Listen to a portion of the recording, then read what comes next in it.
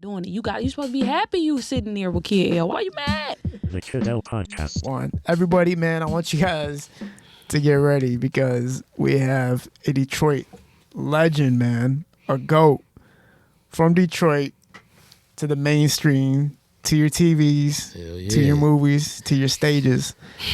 You the GOAT, man. Oh, get it. You the Come GOAT, on, man. No. GOAT, man. F***ing BBW. You see what's that? Yeah, little freaky. All right, now go ahead, man. Go ahead. But man, Def Jam, we're talking about Detroiters. Man, we're talking about you reaching levels that it's very difficult for anybody to have even stepped a toe in. Man, when it comes to the comedy scene in Michigan, you're one of the few. You're one of the people that's praised. We had comedian Jernigan on here who said you are literally like his mentor, and that's why he continued his comic career. I just had Spanky Hayes on here a minute ago, one of the founders of Wild 'N Out, who's saying how prolific and how extraordinary your career is and how influential it was for the city to make people believe that there's a chance to become something larger. And at the scale that you did it is incredible, man. So it's an honor to have you on, brother, man. Man, bro, thank you, man. I'm gonna get this little shit out of my eyes, man. Don't tell me you're crying, son. No, man, I was in the car, knocked out, bro. You know, them motherfuckers, it's pollen everywhere out here. See, I'm in LA, man. No goddamn dandelions, man. Them motherfuckers be done smoked all of them. You know what I'm saying? It's okay to cry, man. It's not. Man, I ain't crying, man. It's okay to tear up. I ain't tearing up, man. But hey, man, you know, I appreciate them kind words, bro. I think it's dope, man, to come to the crib. First of all, I've been watching your podcast, bro. You've been getting some great interviews, man. Very in depth. I like what you're doing. I like the consistency of it. You know what I'm saying? This a big ass couch, man. I ain't no tall nigga, bro. You ain't tall neither. So like one of my legs, you gotta just, you know what I'm saying? You can get comfortable. No, man, I feel it. You don't go up to somebody's house and just get this comfortable on that couch. But this a big ass Martin couch. Oh yeah. This a big ass like this is like yeah, you know, this like Auntie Beverly. It's almost crazy because when people come in here, they say this place is smaller than they thought it would be, but you're thinking it's bigger than you thought. Yeah, I thought we was finna be like in like your grandma's house or something, and it was gonna be like a bunch of shawarmas and shit, and you know what I'm saying? Like they was gonna have some little Bucharest for niggas, like that's crazy. You know that's crazy that you know Chaldean. That's crazy. Come on, man. You really do watch this shit. Come on, man. Yeah, bro. CP, man. I've talked to Coco, the comic, about you, man. I've talked to some of the greats, man, and they all have so much high praise for you, for how you did everything, how you accomplished everything. And right now, where do you feel OG because of how much people talk about you and praise you for your career, or do you feel like I'm still young, motherfucker, relax? Man, it's like it's somewhere in the middle of that, bro, to be honest with you, because I'm gonna be real, like I get the same type of like revere from my peers out in LA, and I'm not the kind of person who like exploits that or like, you know, like I fuck with everybody, especially people who I feel like got potential to be great. I think that it's, you know, it's hard to start this shit, right? And like in our era and social media, it's just hard to start to be a comedian because everybody expects you to be great right then when you start, and if you're not, then you know, and if you're not Ha Davis or Jack or you know what I'm saying, like fucking you know, Tattoo Jay Man Page, Will, Tattoo Man Page, you know what I'm saying, like who? Ivo. Oh my God! Shout out to Ivo. Yeah. My nigga Ivo, man, he beat the shit out that nigga on that video. Oh man. my God, man.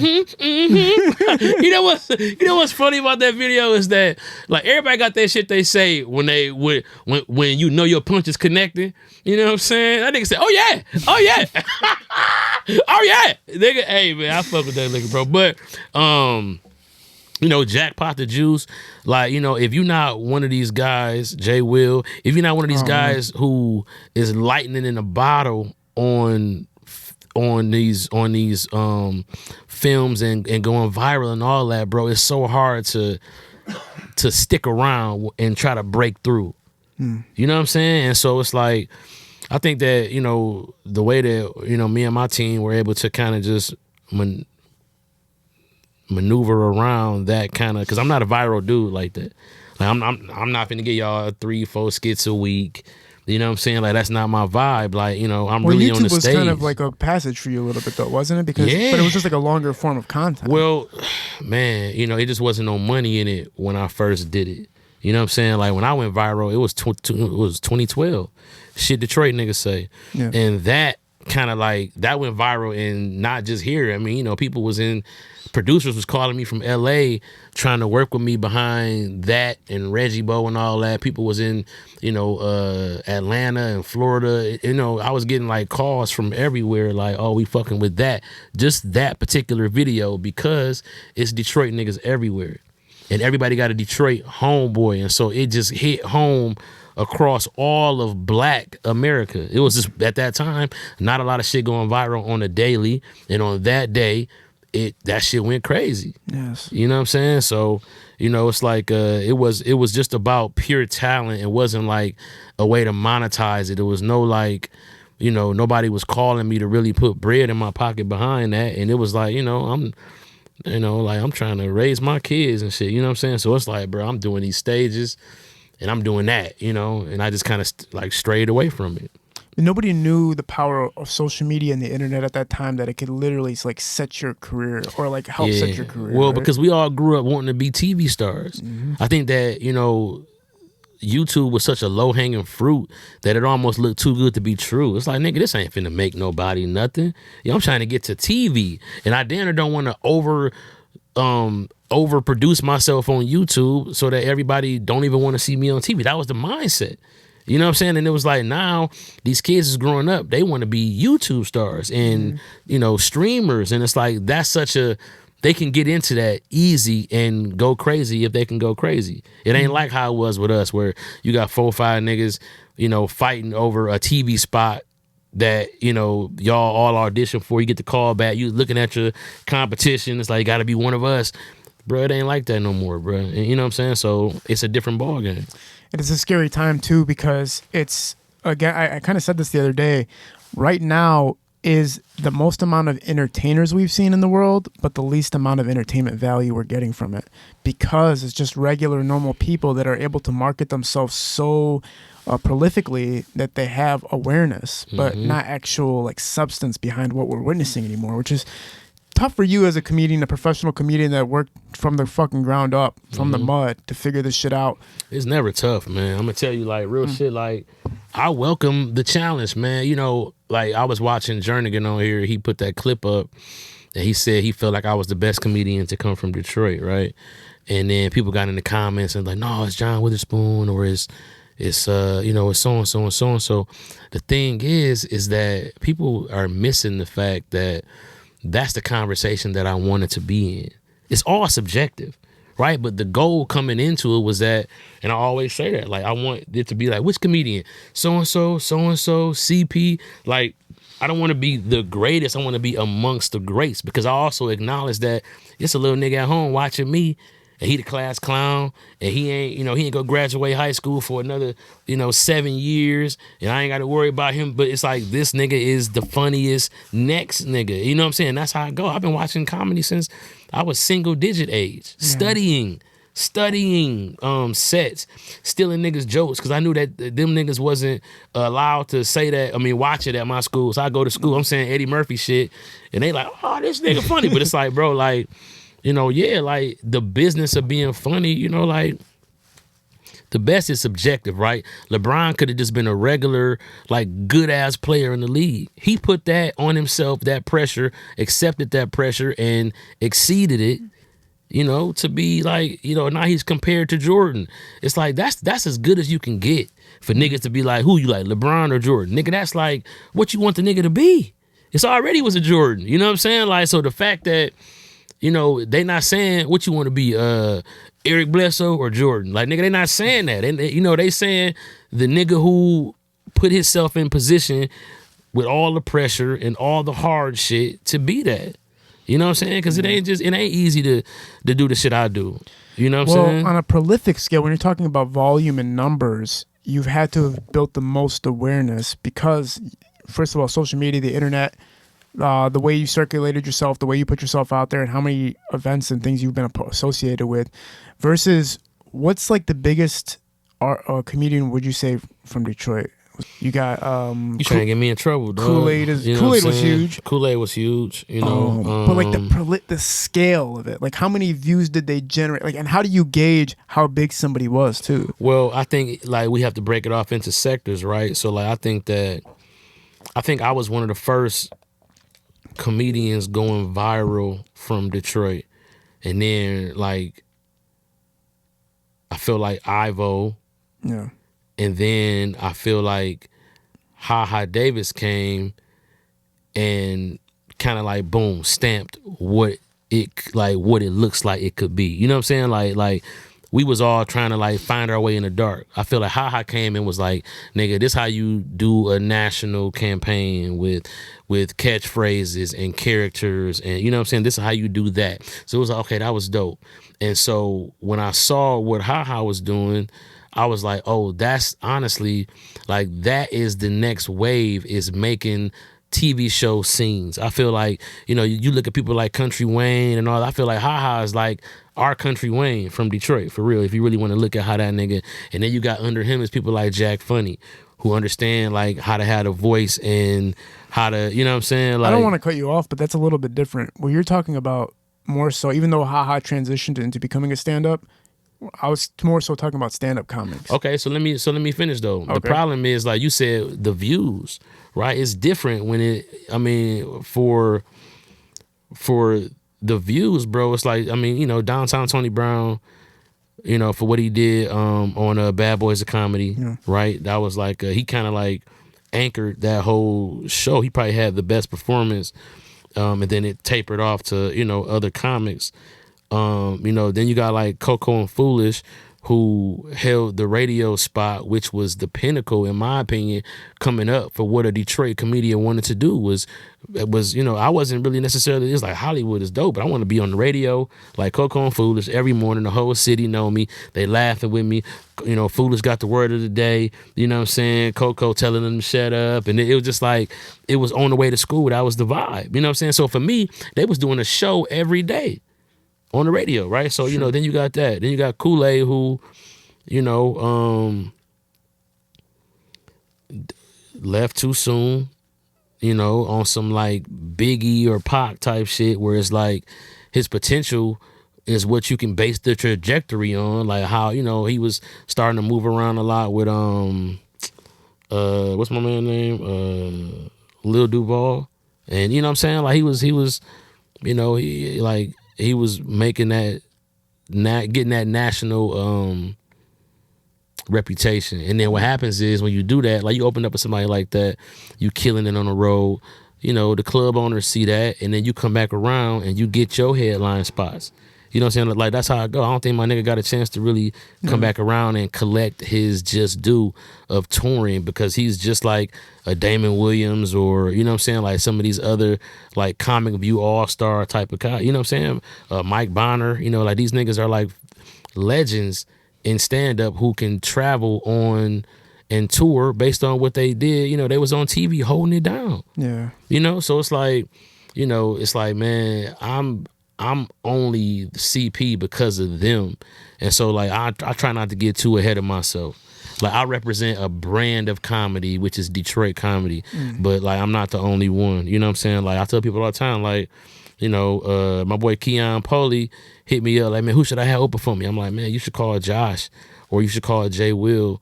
You know, like I come from, it's like a fucking, it's like Goku, nigga. Goku come from he is saying it's a whole planet of them niggas. You know what I'm saying? Like, so he the sweetest one because he here.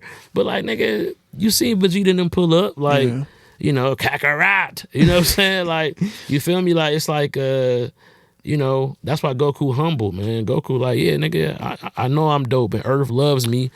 It's about, it's, you know, the whole, the main point of the topic kind of comes to what makes you the biggest. And even though that doesn't matter, I know that's what makes me the biggest. What I'm saying, the intro to the topic of like what makes you the biggest from your city as far as the comedian side is concerned. And it's like, how do you gauge it? Is it based upon how many eyes have seen you, have heard you, how big your fan base is, where you've toured, who you've performed with? Oh, it's very simple, bro. And this is how I look at it. Yeah.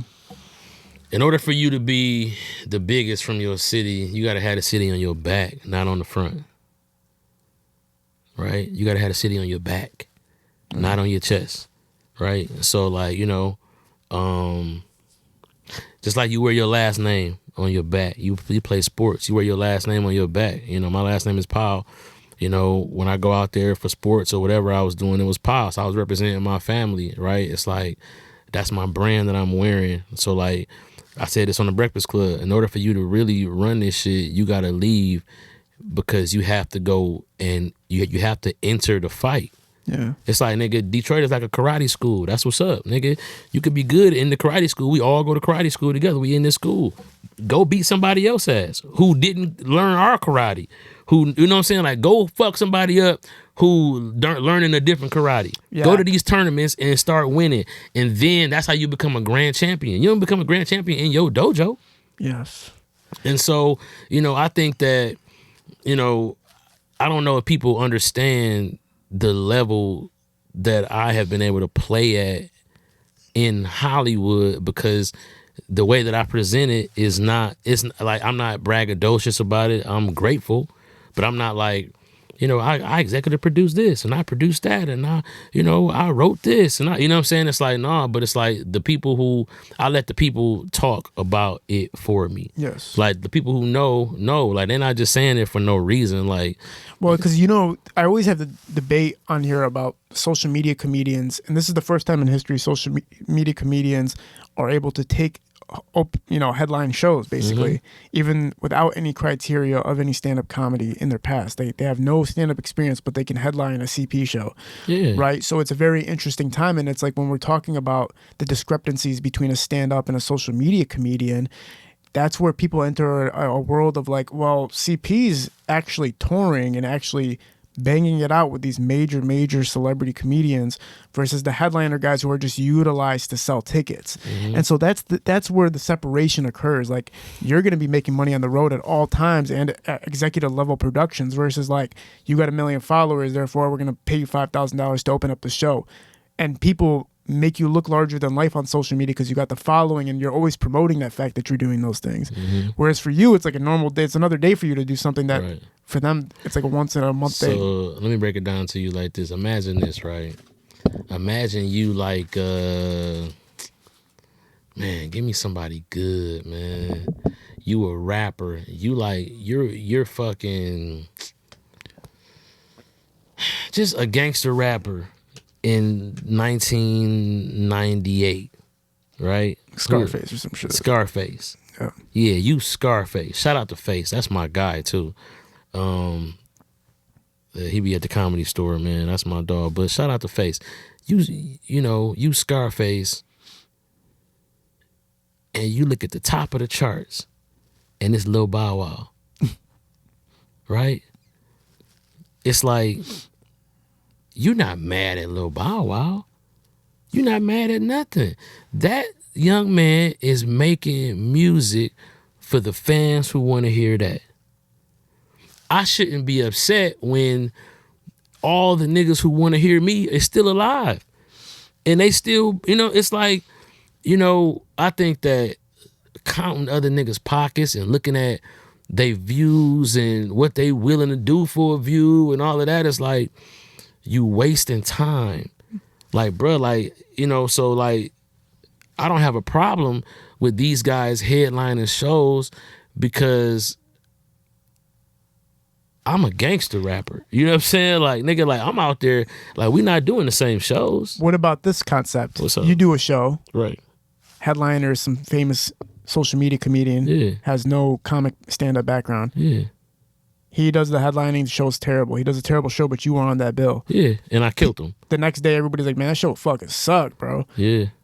And then it's like that hits on you. No, it don't. But it'd be like, but that one nigga was fucking hilarious. You're right. They'll say that's how I be all the time. And that's why, like, people don't know it. Like, I don't give a fuck at the level I'm at now. It's different. I'm not finna, I don't got to do that. But, like, I've been on tour with big name comedians that y'all know, and people in the audience, we out there shaking hands, and people in the audience is like, you, and then that nigga look at me, and nigga, I never work with that nigga again. Whoa. You know what I'm saying? Like, that's how I go, bro. Like, listen, man, it's so crazy, man. It's not about being the funniest all the time. A lot of times, you know, you ain't allowed to be the funniest. Like, nigga, you better you know what I'm saying? Like, you feel me? So, you know, like, the fact that I be just funny all the time is not always in my best interest. Trust me, I be doing that shit because I'm sick in the head. You know what I'm saying? But it's like, bruh, sometimes it's better to just let a nigga shine. You know what I'm saying? So I don't do it though. So I want to ask about that. The behind the scenes when you're in the green room, you're opening up for a headliner, somebody massive. Mm-hmm. Did they come in a room and be like, CP, don't go too crazy out there? Like, I need to kill tonight. I ain't opened up for nobody in so long because of this fact. Yeah. Because I've always just been too strong, and it was just nowhere to really put me with nobody. Yeah. But if my memory serves me, it would be like, hey, I don't want nobody to talk about strippers and eating food tonight, because that's what, you be like, nigga, what the fuck? You know what I'm saying? Like, yeah, I don't want nobody to talk, hey, nothing about grandmas or cigarettes. Like, nigga, all right, but why are you putting this in my head now? Now if I see a grandma with a cigarette, I'd be like, I can't even, you know what I'm saying? So like, I think it was more shit like that. But they never be like, just take it easy tonight. Like, I got to kill it tonight. I need to get a star. No, but I mean, like, you know, but they say little shit. I was in Hollywood, you know, and I was a guest star at Chocolate Sundays. Shout out to Chocolate Sundays. And then another comedian who's more famous than I am, but he not fucking with me. You know what I'm saying? Like, you know, and niggas know that. I ain't gonna say the nigga name because, you know, I'm always getting in trouble, you know what I'm saying, by saying these niggas' names. And I know you would love it too. Like, yeah, go ahead, man. No. This nigga come in and I see him and he see me, and then it's like, cool, they about to put me up, so they put me up. I go crazy and I come down and this nigga say, so I guess we making niggas work tonight. You know, I was like, I love it. Like, brother, relax, man. Like, you know, but it's like, you know, like, it's interesting, man. It is like, because you need these niggas when you need them. Yeah. So like, you know, if I'm a younger comic, right, and I'm really trying to get on to be able to make some money, coming on the road with you would be advantageous for me. So like, I need to kind of fall in line a little bit in order to make sure that, you know, that you keep me on the road. Now, the dudes who open up for me, I don't play that. Like, nigga, do your thing. Like, I want niggas to shine as hard as they can because, like, you working with one of the best. Nigga, like, so, like, you need to come with something because my audience know I'm finna come out here and set this bitch on fire. So, like, I don't want them getting bored. So I bring, like, real funny niggas with me. You know what I'm saying? I don't worry about, like, niggas ain't got to worry about trying to not be funny. You know what I'm saying? Like, you better kill that shit because I need, you know what I'm saying? I need that energy to be, because I'm going to take it to another level. You know what? So this is by the way, man, I don't know if you know this about me. I love hip hop. I'm always gonna be a part of hip hop, but I'm more of a comedian connoisseur than anything else in life. That's cool. You say you love hip hop, but then you immediately say you're always gonna be a part of it. Oh yeah. But comedy, like, that's just a wild shit. Like, but my true nature is comedy. That's why I brought that up. But how are you a part of hip hop? Like, what you? I mean, besides, like, respectfully, like, no. Do you rap? No, okay. I'm always gonna be like, it's always gonna be with me. Like, I'm always gonna love respect. I feel the same way. Yeah. I feel the same way. But comedy is my true nature, and I've always been a fan and a student of the game. No, I never. I should have let you finish, bro. I was just laughing because of the way you said it. But then that was really dope, man. Comedy is your dope. That's like your shit. That's my heart. Yeah, that's where my heart is. Lit, I grew up watching Comedy Central Presents and everything, just everything, all the underground tapes, everything you could ever imagine. I was always soaking it in. When I watched Josh Adams 2 weeks ago at the Comedy Castle, Mark Ridley's. Shout out to Josh, man. He one of the best. Killer. Yeah. I seen him 4 years ago at Trick's event and killed it. But yeah, anyway, shark. I watch him. 2 openers come up for him. They didn't do too good. He comes out. He murders us, kills us. Yeah. Couldn't even breathe the whole time. But then I also learned something while I was watching him, that you can't make everybody die all the time. You gotta like let people breathe, right? And that. No, you don't. You don't? No, nigga, you gotta kill these motherfuckers. I want asthma attacks, nigga. What, nigga? What's today? Saturday. I want you to have to open up with that MTWTFSS pill thing and take your fucking Sunday pills, nigga. I want to fuck you up. Yeah. But I mean, you know, I don't know. Maybe that's wrong. I shouldn't say that. My fault. Well, there's nothing wrong with saying. No, yeah, but I want to kill somebody. For sure, when you're when you targeting going for the kill, you're going in for the kill. But there's breathing room. There's room. Well, yeah, of course. Well, I tell a lot of stories, right? Yeah. So like, you know, my shit is orchestrated in a different way. But I remember, and you know, that's like, man, Josh moved out to LA too. Shout out to my dog. He moved out to LA like a week before the pandemic started. Yeah. And so it was just like nothing was happening. So it was just no point. And that's I always fucked up. But it's like, because people like Ron Taylor, right? Do you know who Ron Taylor is? No. Glasses, afro, like super duper funny. He went out to LA and learned the business of funny, right? And so I even see it on myself, like the business of funny, the way that you construct a set, what real comedy is for these different audiences every night. We live in a tourist city. So I'm at the Comedy Store, bro. I'm a regular there. You're going to see people coming in. They from Australia, Botswana. They come into the world famous Comedy Store For sure. to see comedy. So it's like, you know, you're doing comedy for the world and you learn the business of funny, and it does take your shit up a notch. Yes. So like some of these comedians who I fucking think are amazing from here, you know, I don't get high on my horse, because I know that I've been baptized in another fire that I feel like is another level that I feel like a lot of these comedians could benefit from. Like every comedian that I know from Detroit, from that's out there right now, from myself, Jeff Horst, Darius Bennett, Ron Taylor, Trey Stewart, like it's a few like Detroit comedians, Donnie Comedy, like Donnie Comedy is one of the like top Detroit influencers. Do you know who Donnie Comedy is? Of course I know Donnie Comedy. Yeah, he's in LA Yeah. learning the business. Super Ray. I see Super Ray in LA all the time, learning the business of funny. Right. It's a different ball game. It's like, and so I think that in Detroit, we had to compete for attention. We go to places like Mandy's, back in the day on the east side, and like, you know, I first started in Boss Life Lounge on 7 Mile and Telegraph. Like, you know, we in bars. Like, nigga, these are just the alcoholics of tonight. Nigga, this ain't no comedy crowd. You know what I'm saying? This is they bar every week. They see, and so they don't give a fuck, and they talking loud. And then you got the people who there who, you know, are sometimes the Detroit crowd back in some of these areas before we had these comedy clubs. They weren't trained on how to be a comedy crowd. Yeah. They want to yell out and be a part of this. So you have to not let them have a chance to think or breathe. And so, you know, a Detroit comic, Tony Roberts, is just so like, Tony Roberts took the Detroit style, and that's like the top level of that kind of style. Yes. Like like if you look at what Josh does, like Josh is one of the best Detroit comedians, right? Tony Roberts is probably the top of the Detroit rhythm. It's just a rhythm. It's like Detroit cats talk fast. It's like a bye. It's like, you know, if a nigga get to roasting you and he get on a roll, man, bruh, a nigga from Detroit get on a roll roasting you go home, nigga. Go home, bro. It's over for the day. Because it's like, bah. It's just like the way that we do it, and we're not country. So we're going to pronunciate it. It's going to hit harder because the syllables are where they're supposed to be. Yeah. Nigga, this ain't, yeah, Glow. You know what I'm saying? Like, nigga, this shit hitting like, bah, shout out to Glorilla. You know what I'm saying? Tony Murders. I seen him open up for my friend Paul Elia. Paul Elia was doing this special down here at the House of Comedy. Shout out to Paul, man. He kills it, right? Yeah. And you guys work together at the Comedy Store. Yeah. So, you know, but I watched him. I was like, this guy's fucking... I love Paul's set. It was incredible, but Tony was fucking just blew my mind away. I was just like, because I grew up, when I went to shows, I would go see Kevin Hart. I'd go see Cat Williams. I'd go see Majors. But when you see the underground, or like people who teeter-totter between the mainstream and underground from whatever they want to do, you're like, this is just a person who can dominate any league of comedy. Yeah. Like, you feel like that too yourself, right? Like, you can dominate any level of comedy. Man, like, I'm going to tell you something, bro. And this the realest shit. And I'm just finding this out.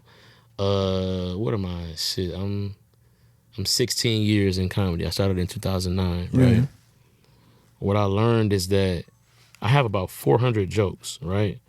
And the reason why, maybe 460, I'm not all the way counting, but the reason why is because, man, your jokes is like your wardrobe, right? I got shirts in my closet that maybe I need to work out a little bit better to put back on. Right? Like there are jokes that I have developed over years that now I'm a better comedian to be able to tell those jokes. Yes. Right? And so understanding how to manage your catalog as a comic is like, you get to that level, bro, you unstoppable. I have an arsenal of shit that's just, for any situation, for any, it's just like, bro, like, yeah. Yeah. Yeah. Well, developing it over time. Yeah, I've heard comedians talk about how it takes almost 5 years to develop like a set. Just 5 minutes every month, 5 minutes every month, figuring it out, sharpening it up, dialing in. But then there's some comedians who can do it within half a year, and within 1 year, and it's all just different spectrums of how long it takes somebody to make a special. Well, I mean, I not to toot my own motherfucking horn, but like, I mean, I probably have a new hour set every 2 to 3 months. Incredible. But I do a lot of time all the time, bro. Like when I walk in the comedy club, I'm going up because CP is here. For all due respect, I ain't trying to be like that, but it's like, then I host at the Comedy Store. When I, it's just like, then I'm on the road doing hours, right? So let's say I do like 2 nights, 4 shows. That's 4 hours of comedy that they've already paid me for. That is gonna be funny, but let me try to say this differently, and let me try this, and because that's what it's about. Yes. Like people be scared to try something, but so like they get caught up in trying to do their best shit, their best set every single night just to make sure that they are looked at as funny and it hits. Meanwhile, you got other comics who is like, bro, Dave Chappelle, cats who have the reputation of being funny. So now I can trust my voice and my brain to understand that new material is going to be funny. For sure. You know what I'm saying? Like, but a lot of cats be doing the same shit for 20 years because they only get 5 minutes a week to fucking work the shit out. Yeah, and they don't want to take the risk of trying something new. Hell no. They don't want to bomb. I feel like this talk is going to be important for the Detroit cats, especially, man. People who got to watch you prosper, talking about growing up in Brightmoor and just really soaking up the scene and being a part of how you said in one interview, understanding the street side of things, but also understanding the educational side of things, on the educational aspect of like really taking your mind as far as it can possibly go with college and school, and really honing in on everything that was available to you. I know the technical aspects of things got incorporated in your life young. Like you were learning the computer stuff. You were learning about DSLRs before they became affordable. You were learning about graphic design, everything that mattered for the next 15 years as far as presenting yourself online. Yeah, positioning, bro. Yeah. And it was really like I went to Michigan State to be an engineer. Can you pull in that mic a little bit? Yeah. I went to State to be an engineer. Yeah. Well, first I wanted to be a vet, but all I wanted to do was work on like pit bull puppies and like Rottweilers and shit. But you gotta like put your hand in a cow's ass and like do a lot of shit. Yeah, man. And I was like, nah, I don't want to be no vet. So then I went to engineering. And then engineers just be by themselves a lot. And it was just boring. I'm like, man, I don't want my whole life to be boring. Yeah. So I ended up going over to the communications college and started dealing with like a little program called Digital Media Arts and Technology. They called it DMAT at that time at State. And it really keyed in on like the next 20 years of like technology, innovation, and what's to come. Yeah. Right? So like we talked about multi-user dimensions way back in the day with a game called EverQuest that we used to study. EverQuest was deep because it was the first time where people were like, they were all on there in different parts of the world, seeing the same thing, interacting with each other in a way that they were developing relationships. People found that people were on there getting married. Like we were like doing case studies about this game, right? I had like a class with like the history of video games, like, like just, and just how they affected our minds. It was all kind of shit that we was learning about a lot of technology that's coming out and shit that's out right now. But like you look at like Fortnite and Call of Duty and Minecraft and all of these games where, Roblox and all of that, like these things, like they have been studied. And they're not just, it's not a mistake. They're not just giving you TikTok and Instagram. And like, it's been studied about how communities form. like literally like communities, like it's enough people playing Call of Duty to be a country. Do you understand what I'm saying? It's insane. It's enough people in Call of Duty that have taken their consciousness to one place and they're all there. So like their bodies could be all over the world, but there's enough of them to be a fucking country on Call of Duty. Right? And so these places in these games are fighting to get as many people on their servers so that they could show them what they want to show them. It's just another way to get the eyes, right? So like when YouTube started getting ads, it was like, damn, what the fuck they giving that? Because they knew the eyes were there. The multi-user dimensions, they started to do the same thing. Next thing you know, Drake dropping an album, you could be Drake on Fortnite. 21 Savage dropping an album, or you could be 21 Savage on Call of Duty. You know what I'm saying? Like you could, it's just like, they're using these different algorithms in ways that I was taught that they were gonna do it, right? Yeah. But then you got like the hardware shit that's coming out that people don't even know. I just learned a lot about that kind of shit up there. Shout out to Michigan State. Like just randomly walked into that shit, but it's not state, but walked into that major and just fell into some shit that I loved. And it just became like, this is how to produce television, right? And it wasn't film school. It was communications. Like it wasn't about necessarily, I wasn't learning from people who had done film specifically. I was learning from people who studied people. Yes. You know what I'm saying? Like, and so, it was just a blessing, man. I got into the right shit. And I learned a lot about how to basically become like a brand and reinvent yourself. And that's all I do. I just reinvent myself all the time. Do something else. I just did my first movie. I just wrapped it up last week. I can't tell you a lot, but it's a cold ass movie. Like this is like some major shit. You know what I'm saying? Like, yeah, man. Just like knowing how to position myself. All that came from that. That's why I tell people like, it ain't about what you learn. It's about how you learn how to move. Yeah. When you come out of college. Like I don't remember none of that shit. But the person that it turned me into is what I fucking needed to be. If that makes sense to you. Yes. You know what I'm saying? Like, a motherfucker in the army can't tell you how many push-ups they did, but they know they did some push-ups. You know what I'm saying? Like, it's just, that all that shit becomes irrelevant. I don't remember none of the lessons from math and science and all that shit, but the shit that I learned from the shit that I liked is what the fuck was the real shit. The rest of that shit just the juice, nigga. This the pulp. You know what I'm saying? Like, that other bullshit, all that other shit in college. That's why, like, if you go to a good enough vocational school or like, Full Sail or one of these motherfucking places like that, you don't need all that other shit. It was fun to pledge and all of that, but it's like, as funny as I am, bro, I could have been this 20 years ago. And I would have been, you know what I'm saying? Whatever I'm going to be anyway, but I would definitely have loved a head start on this shit. I know Hip Hop Preacher was one of the first people that really helped transition you to take it more seriously, because probably seeing like, okay, you have opportunity, now let's construct it properly, right? Shout out to E.T. Dog, E.T. was just sick of me clowning.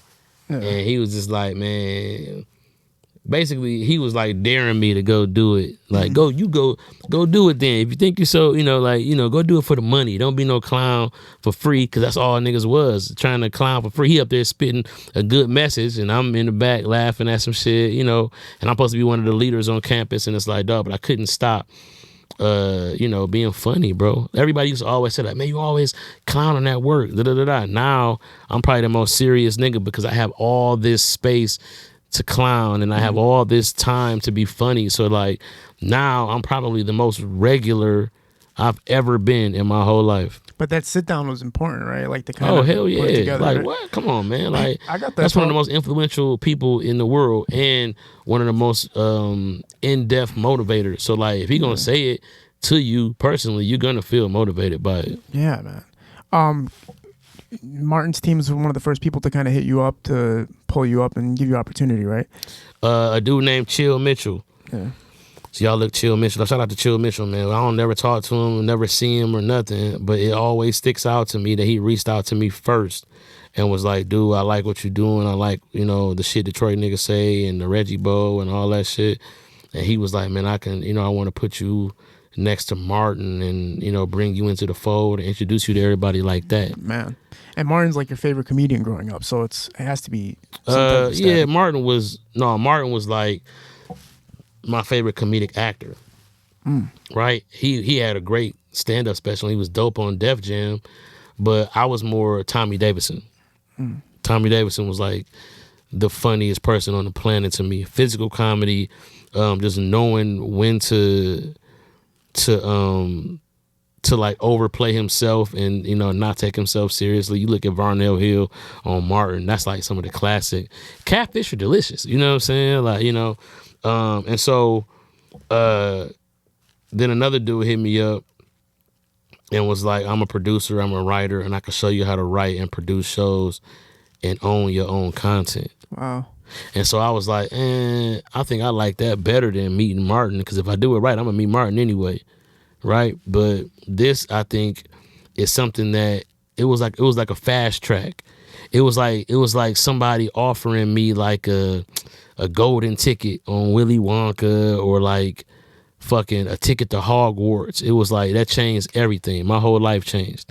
Like, you know, when this dude really taught me how to package shows, sell shows, and just understanding that any joke that I had, there was possibility for that to be a show or a concept or a movie.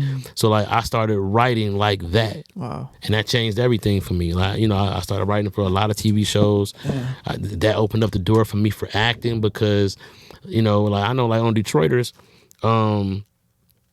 they were done with the writer's room, right? Like not with the writers, they was done like adding people to it. It was a small room. They didn't have the budget to add writers, right? And so I said, no, man, I come from, when I graduated Michigan State, I worked in advertising. And so that show was about advertising. And I'm a comedian from Detroit. I got stories, bro. I want to get in the room with them. I knew Tim through my guy Rick Williams from Burn Rubber. They like best friends. So Rick introduced me to Tim a while back. I had my team reach out to Tim, like, man, can I just meet with y'all? Tim was dope enough to let me meet with them. Wow. Him, Sam, and I think like Jason Sudeikis, maybe Andrew Singer. Shout out to everybody over at Broadway Video. And they heard my story and they was like, man, we gotta have you. Got me into the writer's room. I developed characters like Ned, like the crackhead at Belle Isle that still meat off niggas' grill. Yeah. You know what I'm saying? Like I created these characters, and they were like, yo, we want you to, you know, we would be honored if you would play Ned. And so it's like this, the shit just fast tracked me. Yeah. You know what I'm saying? By understanding, it's like, you know, sometimes it's an opportunity to be great or have fun right now. Then it's an opportunity to be great 15 years from now. And you got to know which one, because it wasn't fun. I feel like, you know, the dude who helped me out, he was white and he wasn't always the nicest to me. And it was like, damn, like, you know, it was very like cutthroat Hollywood type shit. You know what I'm saying? Like I was like fucking damn near homeless, living with homies, trying to stick around out there enough, because it was like, yeah, you need to be here and we could do this, but you're not, you know what I'm saying? I was just out there. And so I look back like, man, I probably would have, you know, had a better time chilling with Martin and them, you know what I'm saying? Black people and my idol and, you know, just somebody who I look up to, et cetera, et cetera. But I took the hard route and became legendary on that side of the business. Facts. You know what I'm saying? Like now, you know, I probably sell like 2 shows a year. You know, I'm executive producing shows. I got a show I'm about to start filming in Atlanta that I produced. You know, I'm a producer on a show called Diara from Detroit. You know who Diara is? Diara Kilpatrick from Detroit. I got to get her hooked up with you, man. That's somebody you need to have on your podcast, bro. Cash Doll was on the show. Vezo was on the show. It had like Morris Chestnut, Felicia Rashad. It was on BET Plus. Oh, cool. Yeah, bro. But I'm a producer over there now, Amazing. and a writer, and then also, you know, I'm about to be playing around over there with that series. But, you know, this is a result of me choosing that avenue versus the avenue that, you know, I don't know. It was like a test. Like, you know. Is it like going towards the Martin route would have been like getting fed a fish versus learning how to fish yourself? Yeah. Like that kind of way. Sometimes, man, like I just shot my special in Atlanta, right?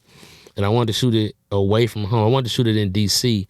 But I was in Toronto shooting a series with Natasha Rothwell called How to Die Alone that year. And we got snowed in for like 11 days. And so it pushed our production back, and I missed my time window to shoot it in DC. And so the next blackest city that wasn't Detroit or wasn't LA was Atlanta. And the crew that I wanted to use from 800 Pound Gorilla, they lived down there. So it just was kind of perfect. I had to fly nobody nowhere, put nobody up. And so I wanted it to be an away game, dog. Like, I wanted to make the point that it's like, yo, I'm not just the funniest comedian from Detroit. Like, I'm really in the running to be the guy. You know what I'm saying? And so that's kind of like, that was my mindset with that. You know what I'm saying? Like, you know. It wasn't enough to just be the best from Detroit, or known as, from some people's perspective, the best from Detroit. You wanted to, like, be one of the guys. Like, you don't always look at Martin or Eddie or any of the top dogs and go like, he's from there, or he represents that. Exactly. It's just like, he's that. That's exactly. it. I don't know where the fuck Eddie Murphy from for real. Yeah. You know, so I might get it right, but I might get it wrong. I don't know where Denzel from. Right. You know what I'm saying? Like, it's like after a while, I think I won an award in 2015, the funniest comedian in Detroit. Yes. And it's like, that didn't make me no richer. That ain't put me in no Benz or no whatever the fuck I want to drive. That ain't put nothing, you know what I'm saying? It was just like, oh, okay, that's that. It happens in the rap game a lot too. Like, you got that street fame and that street recognition, but it usually ends up in an empty bank account eventually. And it's like, you get so stuck into it because of how much it gives you. Like, you've never had fame. You've never had people recognize you every single where you go. Right. And that's the whole point with the Martin route, right? Like, I got nothing but love for Martin and Chill and all of them, right? But it's like, that felt familiar, and it felt like me going and sitting behind somebody and being the little fella. Whereas at least over here with them white folks and them other folks, it was like, they look at me like a grown man, and they looking at me like I'm responsible for this shit, and it is what it is, and it's hard, and it's not fun, and I'm not learning. I ain't doing nothing stand up. I'm fucking in college doing this shit. That's what it felt like. I was in fucking grad school learning how to write shows, and I hated writing, and I hated all that shit. So it was like, but that was what I needed. And it's like, bro, it's paid dividends as far as like, I made a fortune, and I've been able to do everything for my kids. My kids, we live in, you know, my family, my wife, we all live in a big house in the hills and out the way. And it's like, you know, it's because I produce TV shows, and it's because I write TV shows and sell pilots and do all of that, in addition to being the best comic. When you look at other people that did take that route, some of your peers along that time that went and did the opening acts, or maybe hopped on boards of people at the levels of like Martin, did you see the success perpetuate for them, or Nope. did you see them decline? Nope. I see them asking me for advice. Wow. Straight up. Even though they've been on tour with the biggest. I'm telling you, bro. Telling you, bro. If I could tell you names, I would, but I'm not. For sure. You know what I'm saying? But like, yeah, them niggas be like, man, I'm self-made, bro. Like, that's what I'm saying. Like, I'm self-made.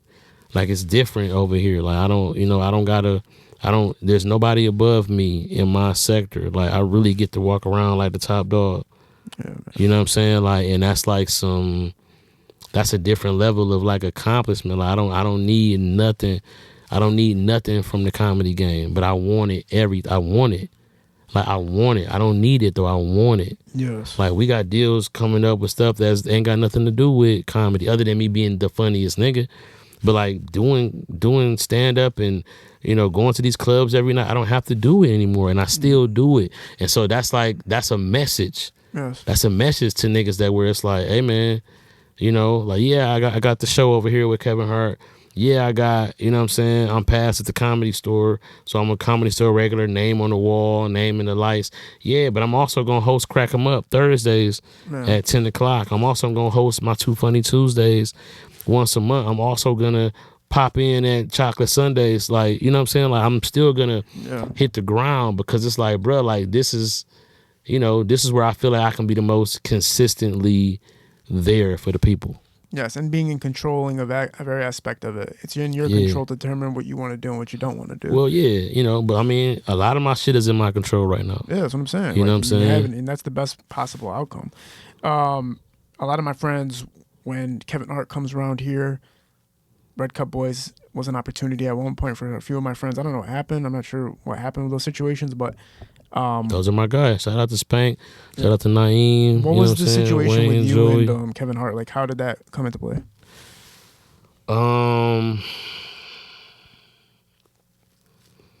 You know, Hollywood is a small place, man. You know, and what I respect about Kev is that Kev keep his ear to the ground. Kev is smart, bro. Kevin Hart hella smart. And so some of the conversations that we've had just let me understand why Kevin Hart is going to have the longevity that he's going to have, but he's not going to hit that wall that we've seen a lot of our other comics hit. I think that it's easy to be like, Kevin Hart ain't that funny, when you don't understand that you can't be the same nigga funny that we are when you got Chase Bank and all this shit as your sponsors and people who are you the spokesperson for. Like, it's time sometimes, like, that is the spot in the game where niggas need to step the fuck up and be that. You know what I'm saying? Like, it's like, dog, like, why you want him to be the same hood type of shit nigga that you own when we need him to keep that position so that other niggas can go that way? Right. You know what I'm saying? It's like, bro, like, that's like calling somebody lame because they're not in high school no more. Like, nigga, they graduated. That's the whole point. You know what I'm saying? Like, I've and seen so you talk about that before. You were talking about how when it comes to dominating, you're not just looking at something small. You want everything. Like, you want to aim for the bigger demographic, not the small demographic. Yeah, and so that's what I think Kevin Hart's thing was. Like, Kevin Hart is across the board loved for being funny. He's not afraid to step outside of, doing soul playing and shit. He'll do fucking Jumanji. You know what I'm saying? With Dwayne The Rock Johnson and people like that. It's like, man, like, what do you really want, right? I want to be drunk on the stage when the Lions win the Super Bowl. Like, people don't get how lit that is. This nigga was drunk. The Eagles won the Super Bowl. This nigga was drunk as fuck. Then wandered to the 50-yard line with the players. Like, bro, like, because he has Philly on his back, not his front. He went all around the world saying, I'm from Philly. Right? And like, that's what I want. Like, I could never hate on that man because it's like, that's what I want to be associated with Detroit in that manner. When you think comedy from Detroit, you think CP. And because I have repped it so hard around the world, I went out and showed them what a Detroit comic is. You know what I'm saying? Like, I've done the movies and the shows and like, I want to be courtside as the Detroit comic. Like, when I look at Kevin Hart, bro, his trajectory is like fucking Jay-Z in them. Yeah. You know what I'm saying? Like, that's like, so he don't have to be your favorite comic. Like, bro, but you got to look at what he has been able to do. He took it to the level that Eddie Murphy didn't take it to. And that's crazy to say. Yeah, but Eddie also just like hopped in that film bag and fucking ripped everybody apart for like I think he just was like, fuck all that. Yeah. Well, he hopped in the film bag and you got to understand, Eddie Murphy put black comedy and the black comedic voice on his back. It was a different time. Yeah. Right? The shit that Richard Pryor was saying wouldn't even be funny right now. Just no cap to you. That shit don't age well all the time. Right. Right? But for the time, we needed somebody to be so daring to say these things so that the black community and the black comedic mind could be respected. Right? Like, the black comedic ridiculousness that is the creativity of a comedic mind needed to be respected across the board and not just nigga shit. You know what I'm saying? It couldn't be just, fucking, the bullshit and then it's the white comedy. Right? Richard Pryor was like, no. I'm going to show you how I can be just as creative as the white comics on that level. Right? Then Eddie Murphy said, I'm going to take that, be that creative, but I'm going to be cool. You motherfuckers ain't cool, right? Hollywood cool back in the day was all about exclusivity, right? You never saw me. I'm so cool that I'm a recluse. I'm so cool that you don't even. So when social media came out, it was hard for these motherfuckers to want to be seen because they don't. That's not what cool and fame was about. Then here comes Kevin Hart. I'm gonna be creative, right? I'm gonna have some Bill Cosby storytelling, some Sinbad type of storytelling, right? I'm gonna be cool as fuck, right? I'm a dress. I'm gonna have people, stylists, and and then also I'm gonna be relatable because he knows how to interject himself, bro. It's like he is the next step of how to be a comedic star. Yeah. So when you look at people like that, if you look at them with hate, you're wasting your fucking time. Yes. Fuck am I gonna hate you for, bro? Like, I need to know what game you have to bestow on young niggas like me who want to listen. You know what I'm saying? So that's how I approach Kevin Hart, and whatever I could do for Heartbeat and them over there, as far as, if they had me come do Heartbeat weekend, I hosted like 11 shows. Amazing. You know what I'm saying? Like, they had me, I do my show for Kevin Hart for his radio channel right now, right? Like, a lot of comedians know who I am. Kevin Hart is who put me in position. Man. Not, niggas dap me up and it's cool, but like, not a lot of comedians is putting me in position. I put a lot of people in position, but you got to be kind of way bigger than me to help me, and that nigga is able to do that, and so I fuck with that. And the game is the game. Like, bro, he's doing shit. He did that stream with Kai Cenat and them and all of that. It's like, bruh, that's comedians ain't doing that of his stature. Right. Like, bro, Eddie Murphy ain't finna do no shit like that. Right? So, like, you have to be willing to take it farther, right? Kevin Hart is fucking marketable, right? In a way that he's able to cash in. And, when we're talking about the brand and the comedian itself, gathering this entire demographic, it only can be done in the way that Kevin Hart did it. I think he plays that fine line between family friendly and still crossing over to the dark side when he needs to target the dark side. Well, I mean, I think that, to be honest with you, one thing I learned about being passed at the Comedy Store, shout out to the Comedy Store, the best comedy club, in my opinion, in the world. Top 3 if you want to go with, like, the Cellar, and shout out to the Stand. It's a few comedy clubs around the nation that really are special to me. But you want to enter as authentically you as you can so that you can sustain that as long as you possibly can. Yes. Right? So, like, Kevin Hart played very safe. Right? And that was easy to do. It's easy to be safe, bro. It's easy to be like, hey, man, I don't want to be seen drinking unless I'm doing my own commercials, or I don't want to be seen doing no bullshit. Keep the scandals to whatever I'm gonna apologize for.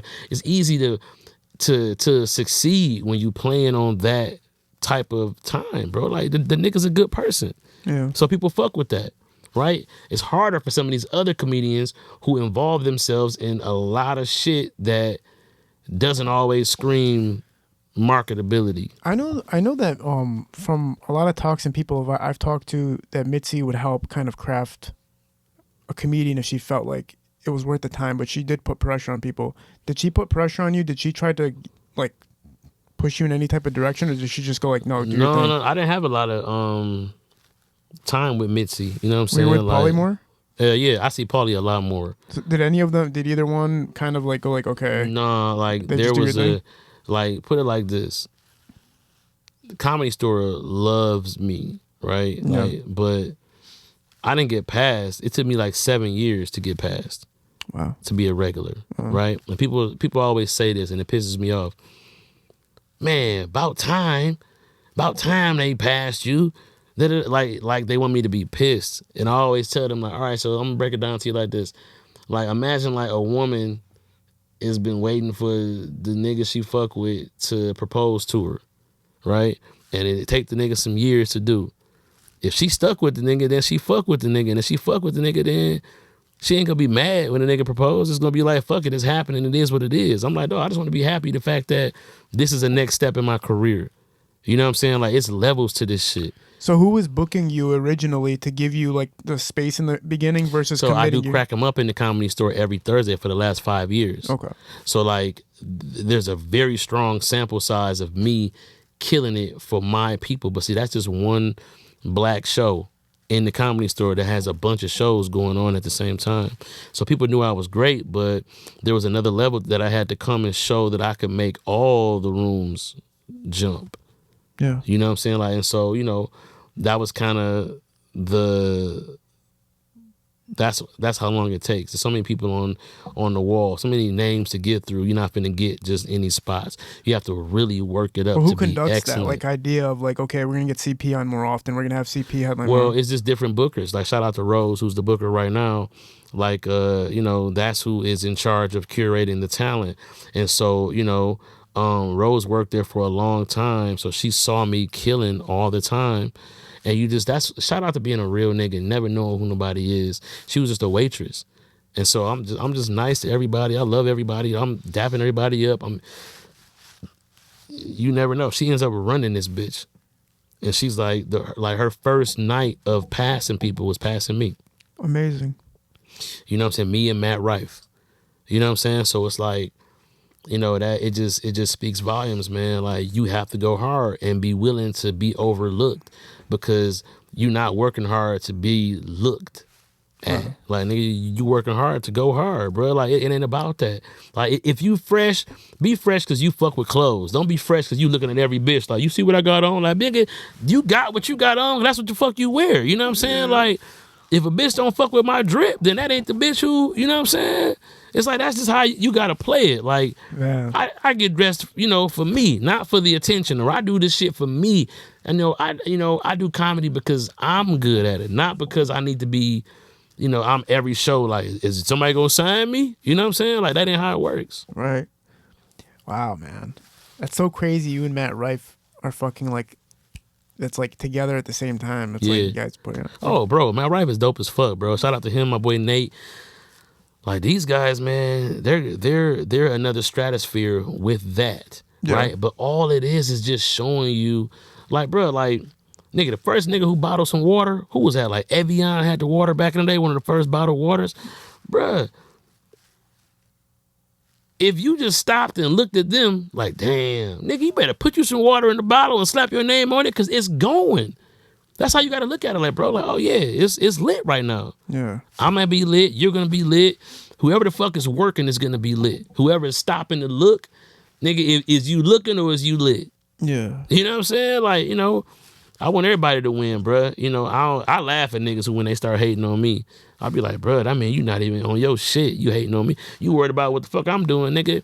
It's so much shit to do out here. Yeah. It's so much shit. You got so much ground to cover. It took me 15 years to get here. You on year one hating. Like, nigga, you ain't got time. It blows my mind to this day. Bruh, you be getting hated on? No, I'm not talking about me. I'm talking about like watching. I mean, obviously I get hated on, but I'm talking about watching cats like you or just comedians get ripped apart. Like I love how you brought up how much hate there was towards Kevin Hart. It's like people. He's like he's not funny and he's not this and he's not that. And I'm like, do you realize there's millions of other people viewing this person? Like, so why are you hating on somebody? Right, when but clearly... I call it the excellence scale. It's always a scale, right? Like, you know, everybody know LeBron not trash. Yeah. Right. But niggas hate on LeBron. They not hating on LeBron. It's just that, like, people get mad at God. Understand that. People get mad at God. It's raining today. Man, fuck. Damn.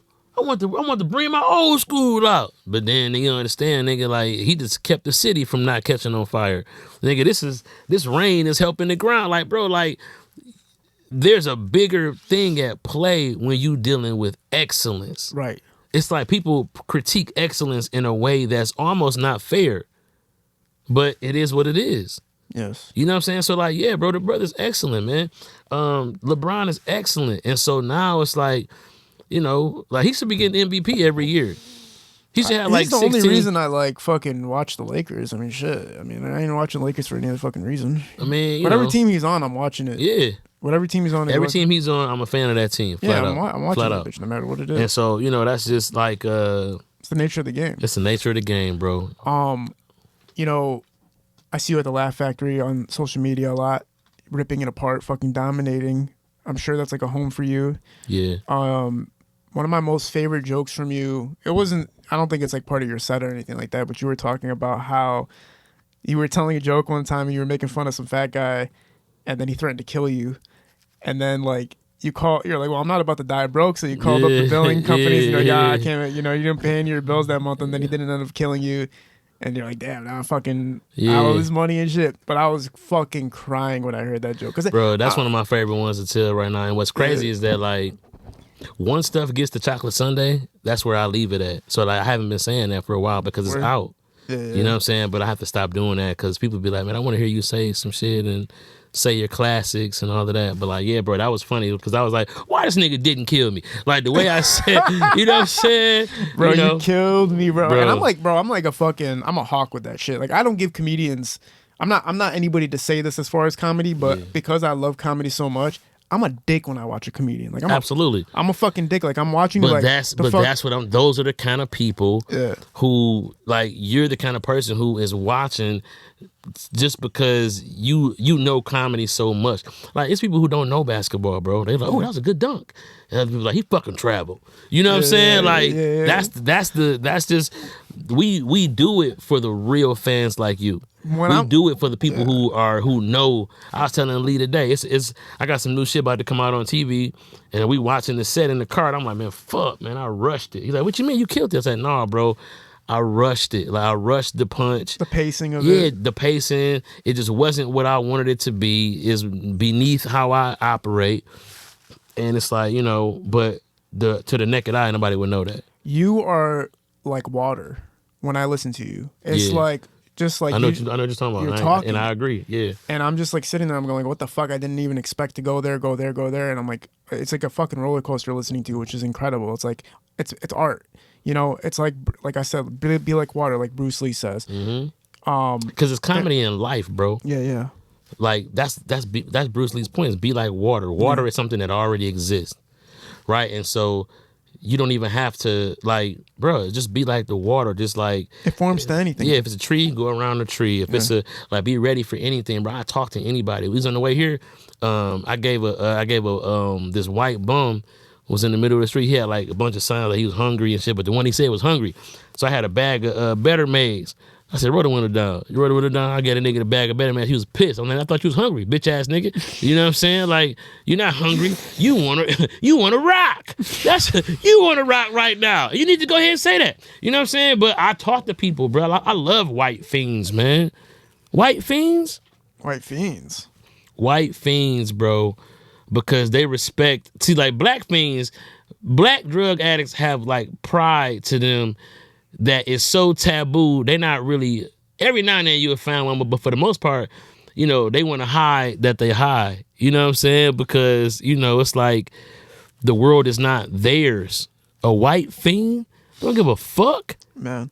A white crackhead, mushroom head, meth head. Well, I do, I like meth and a muffin in the morning. Not a coffee person. Like, nigga, how you go down coffee and you do meth and I do meth in the muffin? And I don't like the term fiend, honestly. You know what I'm saying? Like, there's a certain like to a drug addict is already a certain level of shame peeled away. Yeah. But to a person in that predicament, like a white drug addict, he has other standards that you don't like. Yeah, they take it. They're so boiled down to just like pure like, and do I steal? Yeah, I steal. But then, does anything ever belong to anybody? And it's like I feel you. Like, you know what I'm saying? Philosophers. Yeah, I stole this kid's bike. He asked, "Where's the bike?" I said, "I smoked it." Right? The kid goes, well, how do you smoke a bike? And I said, well, you sell the bike for a rock and then you smoke the rock. The bottom line is, kid, the bike's gone. And it's like, bro, it's just, life is funny anyway. Yeah. And so, like, taking it above that is trying too hard. Yeah, man. Like, life is just funny anyway. And I think that it's sad and is all kind of shit, but it's definitely funny anyway. So you don't have to go too far above it. And that's what Dave Chappelle taught me. Yeah. It's like, bro, like sometimes it's funny because we said it. Right? Sometimes it's funny because you brought a different point of view. Like somebody who getting threatened to get killed, who think they're really about to get killed, is paranoid.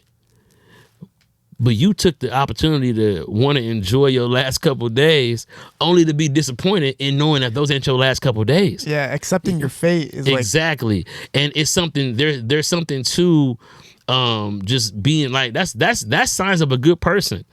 I'm like, you got me. You're right. You know what? Yeah. What, you gonna kill me on Sunday or Monday? You know what I'm saying? Like, it's like there's humor in mindsets and ideas. You got a roll? No. This is shout out to my, hold on, let me see. Yeah. No, my boy Roy. Shout out to Roy Wood Jr. He just hit me up, asked me a question, man. You know who Roy Wood Jr. is? Yeah, of course. Yeah, it's my guy. You got 10 more minutes on you? I got to use the restroom real quick. All right. Oh, yeah. We're back. Yeah, man, just see, I want to get to some, before we close out, I want to get to some personal inquiries that I have. Okay. And also stuff that I know the city wants to hear about from your adventure, man, in the entertainment industry. Some stuff I personally want to know about. First of all, Pauly Shore, man. I've loved the guy since I was a baby. Encino Man. It's dope to see him, Son-in-law, bro. all that, just everything, and the fact that he's still here. Yeah. What's it like working with Pauly Shore, man? Bro, Pauly Shore walked through the Comedy Store with his dog. Yeah. Big ass dog, bro. The coolest dude, man. Like, super duper, like, down to earth. You know, I grew up watching Pauly Shore. So Yeah. it's like, I went to yeah. It's just not that, bro. It's just like super, like a good-hearted dude. You know what I'm saying? Like, you know, I'm not sure what he had to go through in his life to be that calm, you know what I'm saying, and cool, but I'm proud of him. Well, MTV, right? Like, he was one of the stars early on. They put him on that shit. He was like a surfer dude on the beach, just talking shit all day before music would come on. Yeah, bro. You know, he created or curated adolescence for a lot of us, bro. Yeah. You know what I'm saying? Like, for real. Pauly Shore was one of them white boys who you know, who niggas was laughing at. You know what I'm saying? Like, you know, it was niggas in the hood talk about, you know. For real? Encino Man was some, you know, niggas. Encino Man was the shit. Come on, man. People act like black people don't be watching these movies. I was watching the shit out of Encino Man. When they thawed him out, man, brought him back to the way. Brendan Fraser, man. Young Brendan Fraser. Brendan Fraser. That was like, it was like Saved by the Bell time, Back to the Future time. Like, those, you know, those was like, you know, when Michael J. Fox got fucked up, we felt that in the hood. Him and Muhammad Ali both had Parkinson's. We felt that in the hood. That shook shit up. Yeah. But Pauly Shore, though, and Encino Man, you were watching that shit? It doesn't make any sense. I was watching the fuck out of Encino Man. Then I take that VCR tape out, put in Juice. You know what I'm saying? Me and my cousins used to watch Juice, and we all had to pick a nigga to be. Oh, my God. Yeah, so sometimes you be Bishop, sometimes you be Q. If you had to go home, then we'd probably have you be Q, because, you know what I'm saying, we kill you real quick, get you the fuck up out of there, so you can get the fuck on. Tupac, that what's up? That was the coolest shit. Yeah. I ain't seen you in a while. I ran into Gary Owen the other day. My bad, I'll tell you this story. I ran into Gary Owen. Yeah. I was hyped to see him. I parked my car, got out. I was leaving the Comedy Store. I parked my car, got out, and ran up to him. You know, there was a couple niggas out there. I'm like, yo, Gary, what's up, bro? He's like, what's going on, man? I'm like, man, comedian CP, man. He's like, yeah, I fucking know. He's like, I'm not that fucking old and out of touch. I was like, oh shit, wait, I didn't mean it like that. I was just, and he was like, yeah. And I was like, oh shit. Like, yeah. That motherfucker was intense. I was like, man, I was too hyped. You ever be too hyped to meet somebody and you fuck up? I'm like, oh, I should have been cooler. The nigga know who I am. I probably should have been like, hey, Gary. I walked up like, oh, Gary. That nigga was like, man. I was like, damn, you right. I talked to Slink Johnson about you before. That's my dog. You guys were on Black Jesus together. Yeah. No. I wrote or you on Black wrote Jesus. for it, yeah, but he was in it. Yeah, he was starring in it. Yeah, I ain't want to do Black Jesus, bro. I had an opportunity. I can't say no names or what happened, but on my birthday when I first got to Hollywood, on my birthday, they sat me down and basically told me to pick a role and read for it other than Black Jesus. So any of the other roles that was like age appropriate for me and all of that. And I read the script, bro, the first script, and it scared me, dog. I was like, bro, they about to do this? Like, have Jesus be a hood nigga? You know, because them scripts be just, And I was like, man, I don't know if I want to be a part of that, bro. It was kind of fucked me up a little bit. And after I watched it ended up being very funny. You know, Aaron Magruder and them, they definitely know how to. But like them early scripts, I was like, bro, I don't think this is gonna be accepted well. He was like turning water into Hennessy and shit, and I was like, man, I don't know about all that, bro. And I was new to Hollywood, man. I was so anxious looking around for somebody to try to like make me be a devil worshiper. You know, I was like, oh, they're gonna get a nigga. They're gonna try to fuck me. I'm about to kill one of these niggas. It just was not I'm like guessing that at when all. you seen John Witherspoon's on the cast, though, it makes you go like, fuck it.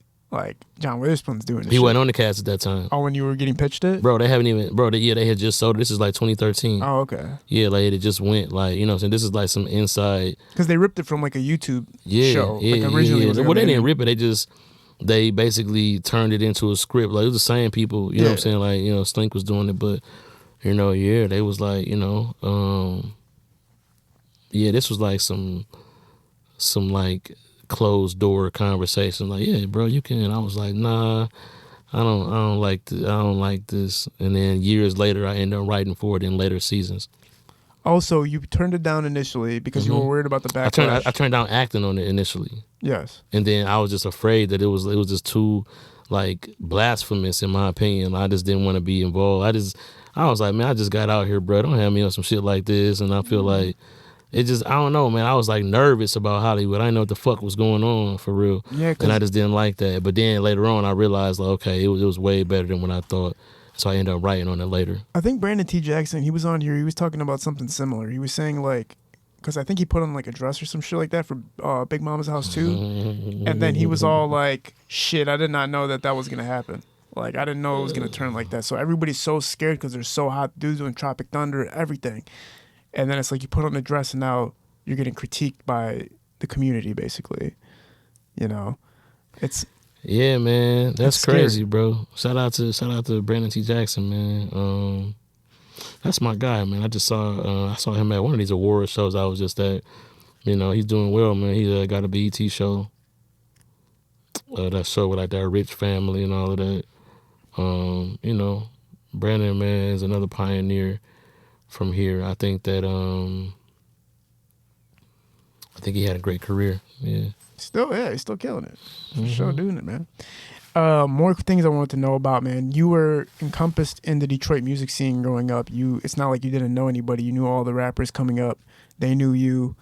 What was like your initial interactions when you were finding people that were just bubbling or just getting hot in the rap music scene that have flourished today? I was just always drawn to the creatives of the city. I think that's one thing about Detroit that's dope is that like the creatives in the city really like there's like a community of us, right? So you got like different like artists who do like real art shit, you know what I'm saying? You know, then you got like people who have different kind of raps and poetry and all this shit. So we all kind of came up in the same open mics together, you know what I'm saying? Like always around each other. So, you know,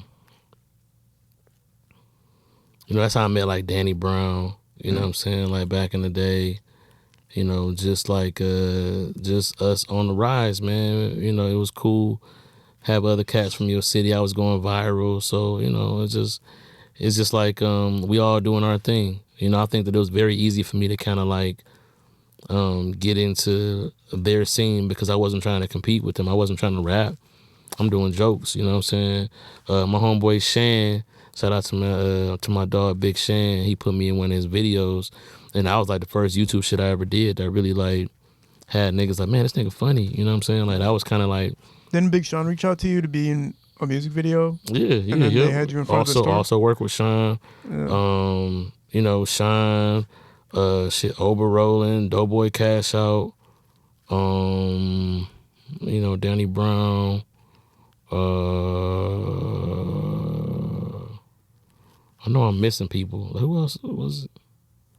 We missing people, man. You know, shout out to Sada, man. I talked to Sada a couple times, man. I tried to work with him, and our schedules wouldn't connect, man. But I'm like a big fan of like Sada, Ray, and you know, Vezo. I worked with Vezo early on. Vezo was one of the first musical guests from my Live Nation deal that I had at St. Andrews. So that was dope. Because you used to have your own show in St. Andrews, right? It was called the CP Show. Yeah. It was kind of like the Dave Chappelle Show. I would do skits. I would like show the skits on the big screen, and I would do stand up and whatever. It wasn't no budget behind it, so it was very hard to do. That shit fell apart because it was hard to come up with all them sketches and shit. That just wasn't my vibe. But I had a musical guest every time. So Vezo was one, Danny Brown was one. You know, this is like 2013, 2012. So, you know, like, I hosted all the summer jams. So, you know, shout out to like KDZ and them. Like, you know, I was on the radio. Me and DJ BJ had a show. So, you know, it was just a lot of like, it just kind of came easy to kind of get into that little world for real. Yeah. And even, not too long ago, but Trick. Oh, shout out to Trick, Royce and 5'9", yeah. Them pulling you on stage and helping coordinate everything. Helping putting things together and making people have a good experience. Yeah, man. Shout out to Trick, bro. That's my guy. And also, too, we did a Reggie Bo song together. Me and him. Him and Reggie Bo got a song. It was just dope as hell. It's on YouTube. Look up Trick and Reggie Bo. Just like, man, it's so funny, man. Because, you know, Trick, like a very serious dude, man. And I bring Reggie Bo into the studio. Niggas dying, laughing. You know, and it's just like, man, I really got a chance through comedy to really like move around the city, meet a lot of people, big, you know, political people like, you know, like Karen Dumas and people like that. I've sat in a lot of living rooms and had a lot of meetings with like some of the top Detroit people because, you know, like, comedy opened those doors. You know what I'm saying? And when you're doing it at such a highly professional level, but still feeling like super relevant to the young crowd, the old crowd, it's like they know you're the guy basically at that point. Yeah, like I was being groomed to be a lot of, you know, I was being groomed to be political. Like, and that's what I wanted. Like, I wanted that. I tell people all the time, like, bro, like, do you want this shit or not? Like, this is what I wanted. And I was not afraid to admit it. Like, dog, I want to represent the city. I want to be the guy. And I understand that hate come along with that. I understand that, you know, scrutiny comes along with that, but I want to be intentional about being the guy. I don't want it to be a mistake. I don't want it to be luck. I want to be the guy. You know what I'm saying? And so, you know, that takes a lot of, you know, meeting the people who are the city, who the blood of the city for real. So I've been all around, you know, shout out to, you know, my brother Tommy who, you know, started Detroit versus Everybody. Yes. You know what I'm saying? Like, you know, we were frat brothers, literally like, you know, like, pledging the same frat, you know what I'm saying? Like, so we both noobs. You know, Sean, work with him. You know, we're all, What was like, when you're talking about like the tribulations of it, what were people attacking you for? What could people attack you for? Like, what could people it just comes along with the territory, bro. Like, you know, motherfuckers be like, you think you all that? Or you know, and it's like, of course. Like, if you don't, then who the fuck gon', you know what I'm saying? I can't leave it up to you to think I'm all that, and then maybe you decide not to, and now I'm just over here like, well, guess I ain't all that no more. Like, fuck that. Like, maybe they want you to come, like, be a part of it, but you were, like, you did a lot of things, but they want it more. I did a lot of shit when it was not cool and there was no visibility on it, right? And so I think that I'm one of the people who kind of brought in some of the visibility, even though I'm not here anymore, right? Like, I made room for the next guy. That's how it goes. You know what I'm saying? Like, you know, I remember when I left the radio to go shoot Empire, I told Jay Will, like, bro, like, nigga, this your shit, bro. Like, you know, same thing I told Stewie. I'm like, bro, like, y'all could go crazy. Yeah. You know what I'm saying? Like, bro, like, I watched these guys. Stewie is another dude who I just watched him just be like an intern type of cat to just going crazy because it's just, you got to believe in yourself. Yes. You know what I'm saying? Like, these are guys who I can relate to. I get it. I see it. I've done it. You know what I'm saying? So, yeah, bro. Like, yeah, Stewie was hitting like McDonald's commercials and shit just because he was doing everything the right way. Exactly. But the entertainment value is a different level, though, we're talking about here. He's more of like a public figure type essence. Like, right, but it's all about what you want, though. If you want to be that in Detroit, you can do that. Stop waiting for somebody to tell you that you that. Yeah. And I think all my guys understood that. Like, bro, we about to go crazy. You know what I'm saying? And this is going to be a little bit more of a controversial question, man. But when we're looking at the Ivos, when we're looking at the Jackpots, the comic J. Wills, Tattoo Man page. Tattoo Man, I believe he got to try out for the TV show Wild and Out. Yeah, he was on there. He was on at one there, point, but he said he couldn't handle the on-camera work of it all, and like he said that. Yeah, he said it on my podcast. Yeah. Ha Davis had his own TV show on Comedy Central. Obviously, he's doing movies now and whatnot, but to take it to the stratosphere of shows nonstop, executive, like you're writing for shows, you're producing shows, you're being a part of it. Do you see a separation there? Do you see a separation in what they're doing versus what you're doing? Or do you think they're just doing something that is maximized to their level that we don't even see is bigger than we think it is? Or is it what we know it is and what you're doing is at a greater scale? It's two different things, right? It's what I'm doing and then what I have the potential to do and what everybody has the potential to do. I don't think I'm better than anybody. I'm in the machine right now, right? Like, and so I think that the choices that I made led to me being a part of the machine, right? Can you pull that microphone into you? Oh, my bad. Yeah, it led to me being a part of the machine, but like, you know, I think Tattoo Man Page, if he was in the position that I'm in, would be doing the same thing. I think Ha Davis, they would be doing the same thing. I think that we're all just the sum of our decisions. I made a lot of decisions in my career to build myself in times where I think people would have just tried to go crazy with what they had. Yes. I literally took the time to invest in myself. I put myself in positions, like I said, that weren't flashy, that wasn't hanging out with the top comedians in the game. It was hanging out with the writers and the people who, the executives, the people who make TV and create this. So I have the relationships, you know. It ain't about being the funniest all the time. It's about who you know and who knows you and who want to see you win. I think that I've been put in a position to have a lot more people in those positions know me and are familiar with me more so than, you know, me being better than anybody. And for people to take you and go like, we're going to utilize this in a particular way that's highly monetizable, versus like some people, unfortunately, they dig themselves in a hole, like pigeonhole themselves in a position where it's like hard to maneuver and get every bag possible, which can be difficult. I have comedian friends that are in that zone where like they just did stuff or they did certain things where it's like, now you can't go do this now because you did all that shit. Right. But you were so conscious of your future that you were like, I'm not going to do any of that bullshit that's going to ever be able to come back to me in the future. Right. Exactly. I think I believed in myself from the beginning. So like that helped me when in times the shit didn't look like I wanted it to look. It's like, well, I did this because I believe in myself, so I don't have nobody else to blame but myself. So I'm not looking at it like, what am I doing wrong? No, it's just like, this is what I'm doing. This is what I have to offer the game. And I'm trying my best to lift this to a position that is going to be redeemable for myself. So how do I do that? Consistency. The same way that they do that, right? I have to consistently do what I do, right? And I think that that's, you know, I chose this lane. They chose that lane. That's a great lane. If you can keep it up, and it's a great lane for people who, that's what they want to do. You know what I'm saying? Like, you know, I don't know what all the inner workings of Ivo's business, right?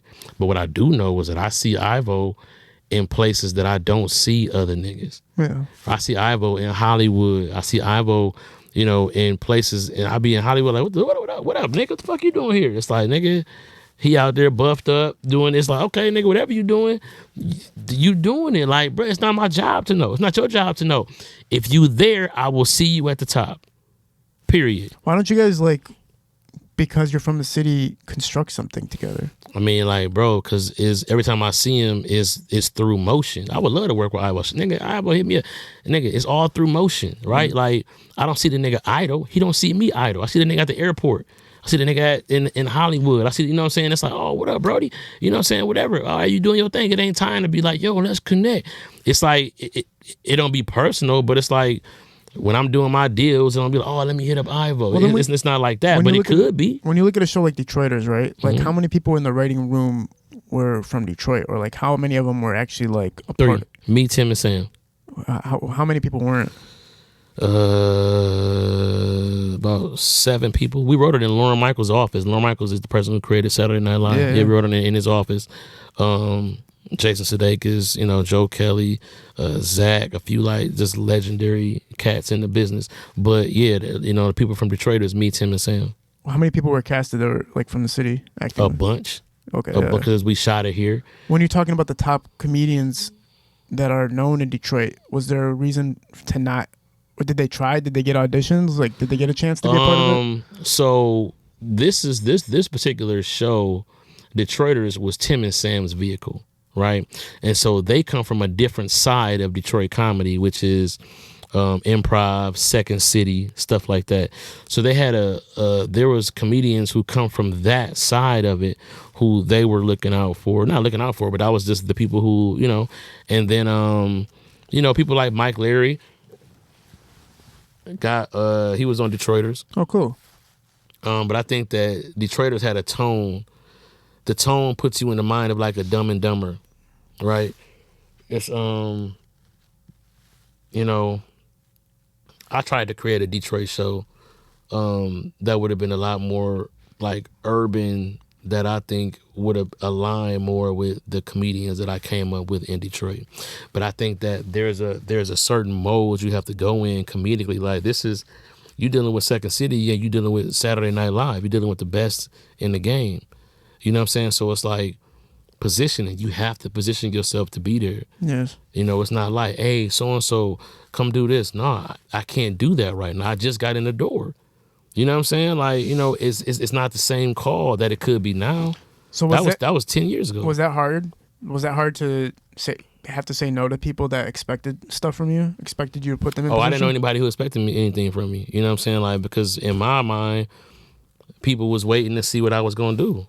I think that, I'm so quiet about it because when you start bragging about it, then people expect you to be able to make shit happen. People didn't know I was writing on Detroiters till it came out. So it wasn't like it was blasted. Maybe season 2, right? Season 2, it's a whole different ballgame around here, but season 1, nobody knew I was a writer on there. It was just, whatever. I think it's not like that in comedy. This ain't rap. You know what I'm saying? I'm not about to have you come feature on a song, and it doesn't work like that. Like this is television. There's a lot of money behind the advertising of this. And I've been burnt before trying to look out for cats who have done things on their socials and their medias that don't align with what the marketing aspect of being on TV is about. Wow. So they got the shit called like the upfronts and stuff like that, where this is where Colgate come and want to put their commercials on your show. And it's like if one of the stars is on his podcast talking about, slipping chicks pills and all that, it's just like, it don't work. Like, it's like, bro, what the fuck are you doing? Like, you have to be ready for this all the way around and not just when it look cool. You have to be ready to be one of these guys, to be, you know what I'm saying? Like, to be put in this kind of position. Like, wow. It's not a game. I got to feed my family, bro. I'm paying tuition and fucking volleyball and gymnastics, bro. I ain't got time to be explaining to you why talking about bitches is not advantageous for fucking doing business on television. It's like, nigga, that ain't my fault. Be there when it's time. Empire was shot in Chicago. Shout out to my homeboy Tone Foster. He drove me down to Chicago to audition. I had to be there. That shit wasn't promised. You know what I'm saying? It's like, niggas want handouts from niggas who never got handouts. It just don't work like that. Like, bro, you saw me have to struggle. You saw niggas being like, oh, that nigga not going. Then when I made it, it's like, bro, you got to know that I'm not the nigga you need to be asking for me to open the back door and let you sneak in.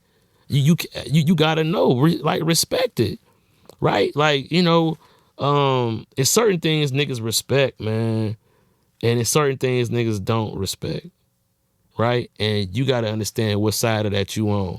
If you get a job at Foot Locker, you need this job, but you let niggas fuck your money up because they using your discount and they stealing when you turn your back. It's like, nigga, that's on you. That's on you. Nigga, you let them niggas fuck up your bag. You can't, bruh, this is real life. Nigga, I'm not about to, no, nigga, you can't come up in here stealing no shoes, nigga. No, you can come up here and buy some shoes. You give me the money, I can get it on my discount, maybe. But it's like, bro, you're not about to fuck me over in front of the people who believe in me when you don't believe in me. Or didn't. You know what I'm saying? Like, no, we're not having that.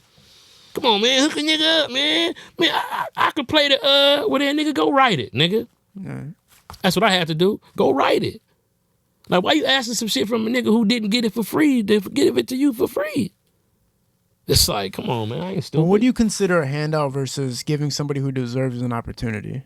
Well, a handout is you not being able to put yourself in position to get the opportunity so that all I have to do is say yes. Right? If I have to walk you in, set you up, introduce you, that's more of a handout.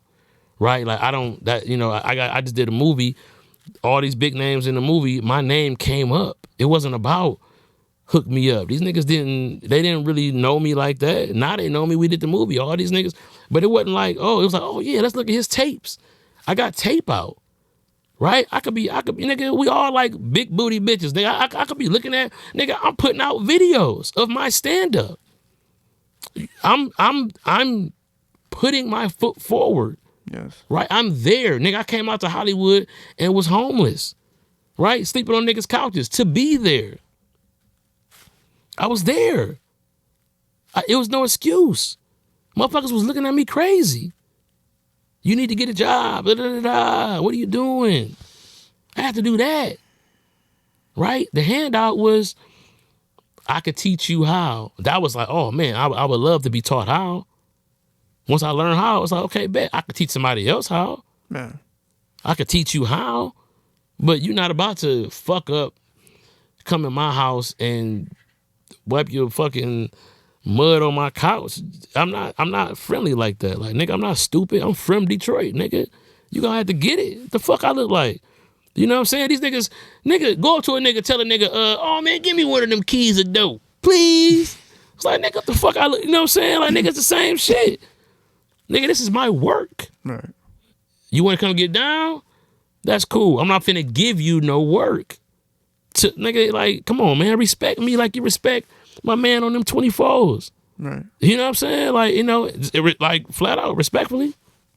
You clocked in tens of thousands, maybe hundreds of thousands of hours, dying for it, you know? Yeah.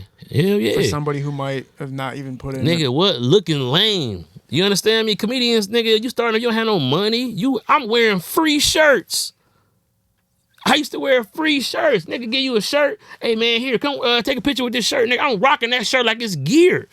Like, cool, I got that gray shirt that my man gave me from that picnic. Throw that with the Air Force One. Nigga, I'm rocking free shirts, nigga. Not you. I didn't mean to keep up. But I'm saying, like, bro, that's like, you know, like, dog, like, yeah, man, like, you know, it's like, bro, you just, you know, that's why I stay out the way. Because I don't have the right temperament for niggas to be asking me to put them on. Because it's like, bro, putting you on is not the thing. Not when you see me. Unless you see me all the way up here, you can't ask me for shit, bro. Nigga, that's like, I'm in the game right now. Imagine I'm in the Eastern Conference Finals and my phone blowing up. I'm in the game and my phone blowing up. My manager like, hey, it's your boy from down the street who grew up with you. He said, get us some time. I'm like, nigga, I'm playing the fucking game. You know why everybody kind of takes that mindset is because Adam Sandler's friends that are in his movies all the time were in SNL. They were doing sketches for years before they got movie roles. They were in position that all he had to do was be like, this is how it goes, real shit. Adam Sandler, for them first couple movies, they had a person who came in who funded it, right? We dealing with this shit right now. All right, cool. Who's in the movie? I'm gonna have my boy Rob Schneider be in the movie. Oh, I fucking love Rob Schneider. Hell yeah. Who else? My guy Chris Rock. You ever heard? Fuck yeah, I love Chris Rock. David Spade. Yes. Yeah, my boy David Spade. Yep. Bro, this is the cast? Hell yeah, take this check. Because all those motherfuckers been putting in work. Right? Yeah. They've been putting in work. Now, I'm about to buy an Adam Sandler movie. They got Chris Rock, David Spade, Rob Schneider. I'm about to buy it. It's like, that's how it goes. I can't put you in position if you not really in position.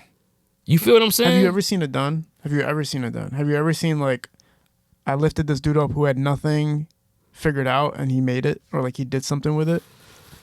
Is there, like, a unicorn story ever about that?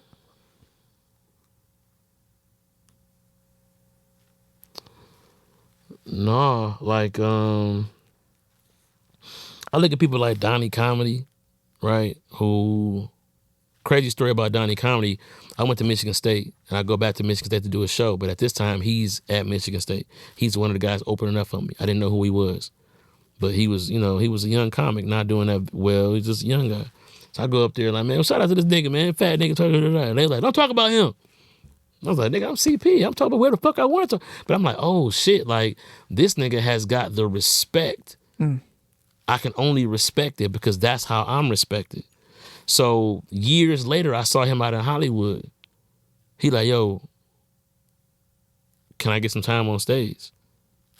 Why not, nigga? You're here. Of course. Good on stage.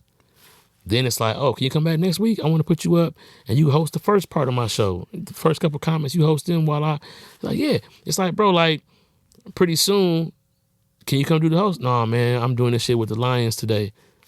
Nigga, I see you. Shit. You know what I'm saying? I see you. Oh, no, I'm doing this shit with the Pistons, bro. Nah, man, I'm going back to the city, bro. They giving me the, an award for this. Like, no, I see you. Yeah. I see you, bro. I'm not, like, bro, don't nobody, I can't be your only motion, dog. I got my own shit going on. Yeah. It's like, bro, like, people like that I respect. Nigga, like, whatever he needed at the time, like, oh, can I get on stage? Like, yeah, bro, I got you. Can you introduce me to somebody? I got you. You're here. You put yourself in position to be here. Yes. You know what I'm saying? I used to run into Ha Davis in fucking Hollywood all the time. Nigga, you're here. His Comedy Central show, I wrote for. We had one of the craziest sketches. Me, him, Ryan Davis, Ron Taylor, bruh, about like selling dope. And I mean, like, I sat there and with Ha and his team, shout out to my boy Fonz, we wrote this shit. What happened to the show? Why didn't they? Oh, I'm not sure. I don't even know if I'm at liberty to even speak about anything else other than the fact that I worked on it. I was a writer or whatever. But like, yeah. Bro, like, yeah, bro, like, this is how we help each other. Yes. This is how we help each other, bro. Like, yeah, nigga, what you need? Nigga, I'm gonna be a writer for your shit. I'm coming on, nigga. We released that sketch, and it was doing millions back when millions wasn't even really the shit. You know what I'm saying? About me and Ha selling dope, and it was a sting operation, and like who gonna snitch on who, and he was in his, bro. It was dope. Yeah, it was dope, man. The trailer was sick as fuck, man. I was so excited. Yeah, this bro. Is crazy. Comedy Central. And but Comedy Central is just, things happen over there. It's not the same Comedy Central that we grew up watching anymore. You know what I'm saying? So Yeah. People that, have you ever bumped anybody? Like, how often do you bump people? I don't know. When you the bumper, you don't know who the fuck you bumping. Cause you walk in and the motor like, nigga, yes. Come on, you know what I'm saying? Like, come on. Hey, y'all, CP done walked in. You don't know who you done bumped, nigga. It be a nigga grandparents in the front row. Where's my grandson at? We flew all the way down here. Nigga, like, nigga, well, he ain't going up. Nigga, it's me. But I done got bumped before. Kevin Hart bumped me one time. Word. Came in, did 55 minutes. It's a packed house. Russ and Sierra's in there. It's all kind of people in there. And then gave the stage to me. And I'm like, what the fuck y'all want to hear from me? You know what I'm saying? It was bad, bro. Then another time I got bumped, Mike Epps, all in one night. Mike Epps, Jay Leno, and Ron White all came into the fucking club. One by one, I'm supposed to headline. The promoter came up to me like, hell of a night, man, but we don't need you tonight. I'm like, I bet, motherfucker, y'all didn't, goddamn, fucking Def Comedy Jam in this bitch, So what happens, man? Like... Chappelle, did you ever run into Chappelle? Who? Chappelle? Yeah, bro. Listen, Chappelle's a Comedy Store guy, just like Chris Rock, just like Martin Lawrence.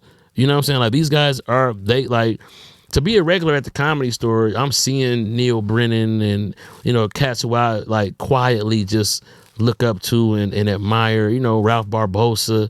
Like, I'm watching these guys, man. Did you see a show a couple days ago? Who, Ralph's? Yeah. No, I didn't. I didn't catch it because I was at that comedy festival in Idaho. Oh, shit. I thought you'd been here for a couple days now. Okay, damn. And so, no, but I heard about it, though. Yeah. As a matter of fact, everybody was calling me like, where you at, CP? Why you not here? The industry here? I'm like, because I'm in fucking Idaho. Because somebody felt like I needed to be in fucking Idaho while y'all was doing all the cool industry shit. And I'm down here. I'm the only... Shout out to Idaho, Moscow Comedy Festival. I'm like, I'm the only heavyweight nigga down here. I'm like, where the fuck is everybody? Everybody at the fucking industry night. And they got me in fucking Idaho where mooses and shit be at. Yeah, I don't know why I thought you were there. It's crazy as fuck. Mooses is big as fuck. Yeah. Moose is huge, bro. So you, megafauna. Did you What was it like meeting Chappelle though? Like, what was the interactions like? I mean, shit. Did he knew who you were right away and shit, obviously, and like it was. Nah, like I mean, I don't know. Like I don't know if he knew who I was or what. So okay, the first time I met him, I was filming Love Life in New York, season 2. And on there is a dude named Jordan Rock. Jordan Rock is Chris Rock's younger brother.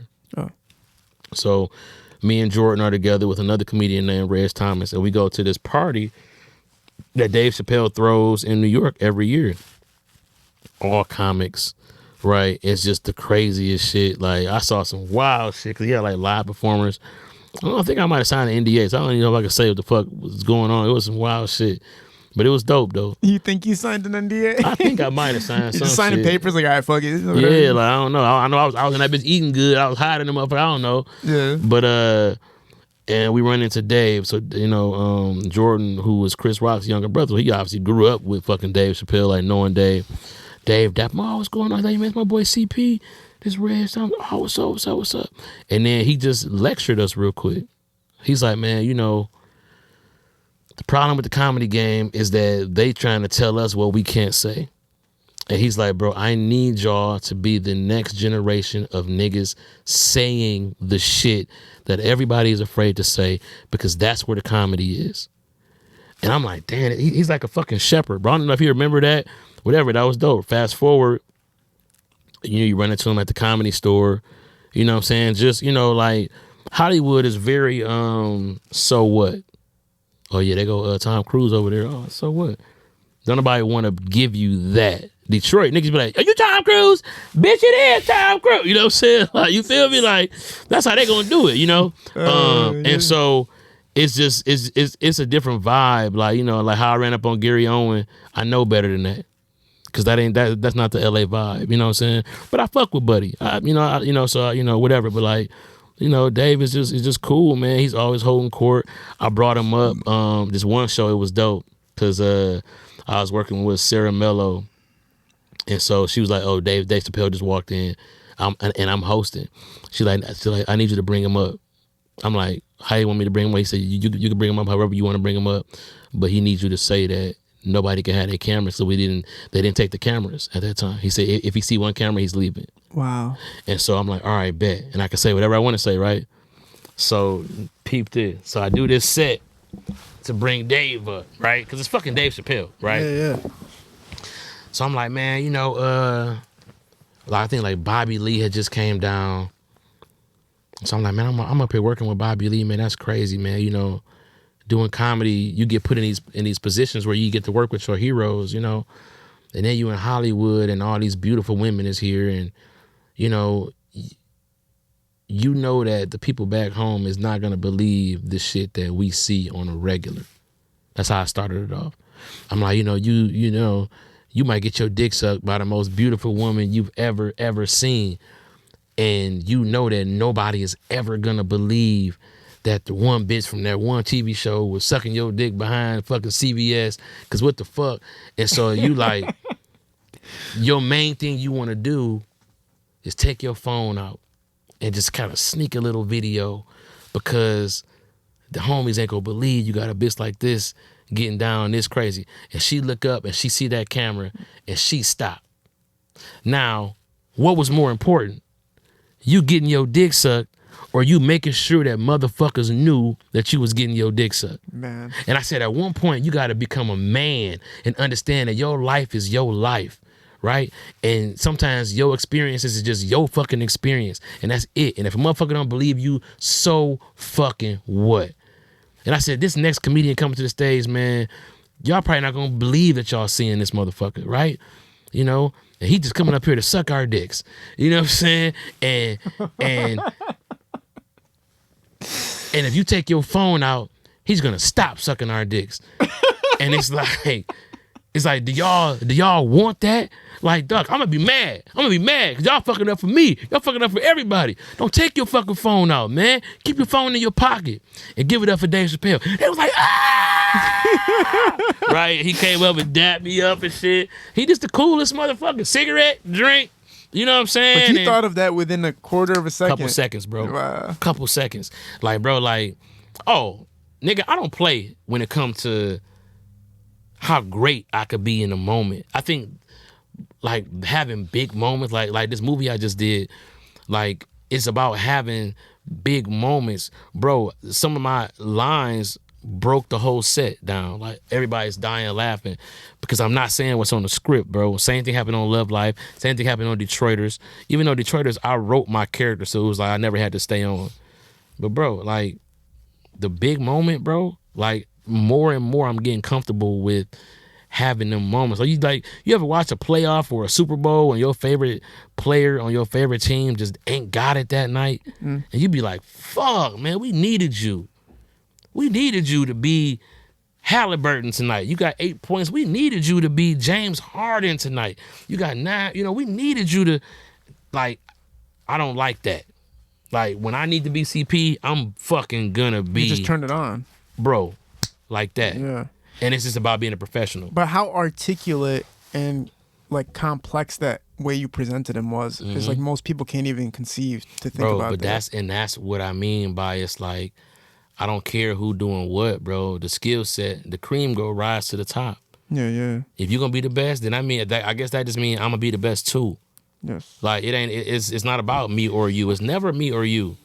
It's me and possibly you if you know what the fuck you doing, but it's gonna be me. I want to ask you two comedians that I watched progressively rise and then explode. And I want to ask you which one you did not. I'm not saying which one you didn't expect, but did you not expect it? But Matt Rife and Shane Gillis. Opposite sides of the spectrum, and one's ugly as hell. One's 10 out of 10. That's kind of gay, man. Yeah, why not? Yeah, but he's an ugly man. One of my favorite comedians of all time. It's crazy. I'm gonna tell you what's even gayer is that I know which one is ugly and which one is. Fuck, man. Shout out to Shane, man. So look, I think Matt Rife. Bro, Matt Rife, his shit looks so cool. Yeah.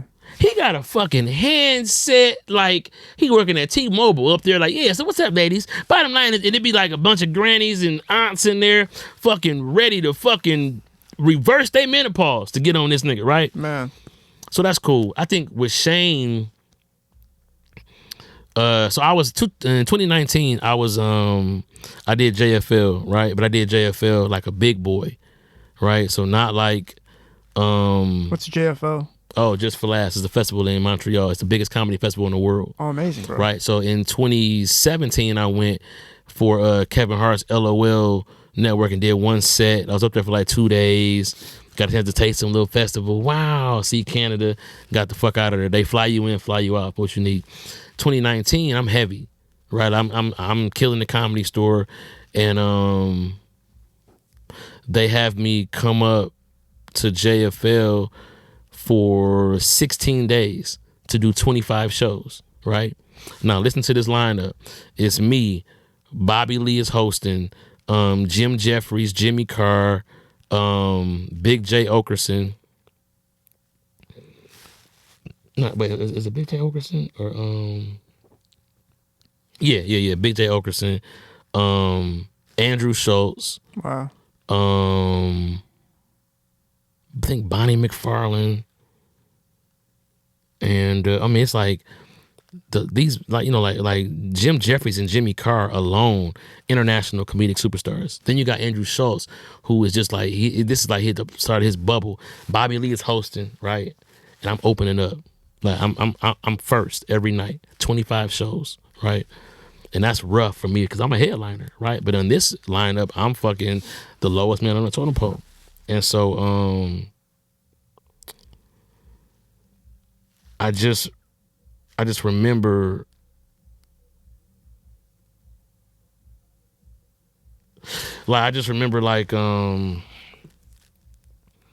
gaining motherfuckers' respect up there. But Shane Gillis was up there because he was doing another show and he was hanging with us.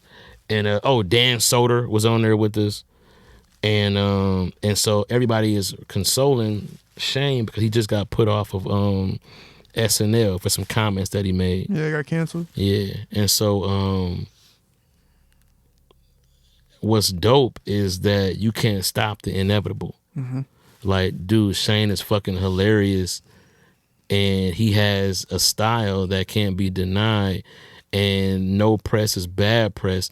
And I learned right there just through observing him. We were at dinner, just watching him. I'm like, man, it's crazy to be canceled.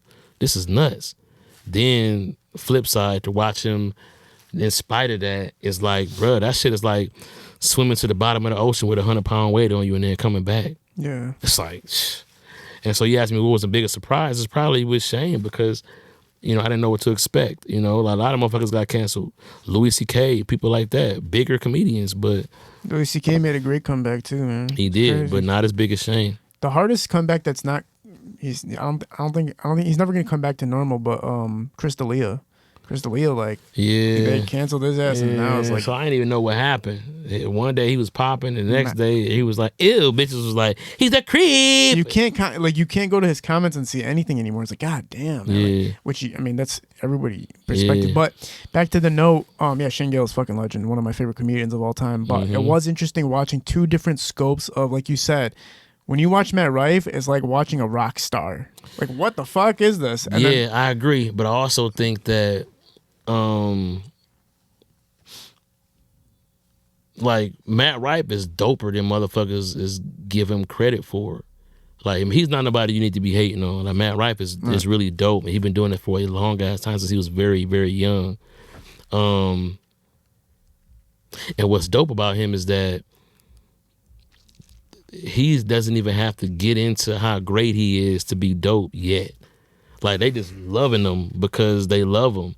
But it's like, wait till like he really starts like going crazy with the material and really going nuts. Like, he's more than just crowd work and all of that. So it's dope to see, like, you know, what his trajectory is gonna be. But yeah, Shane, you know, Matt, man, like those guys, man, it feels good to see cats getting it. You know what I'm saying? I just smile and get back to work. amazing, man, amazing.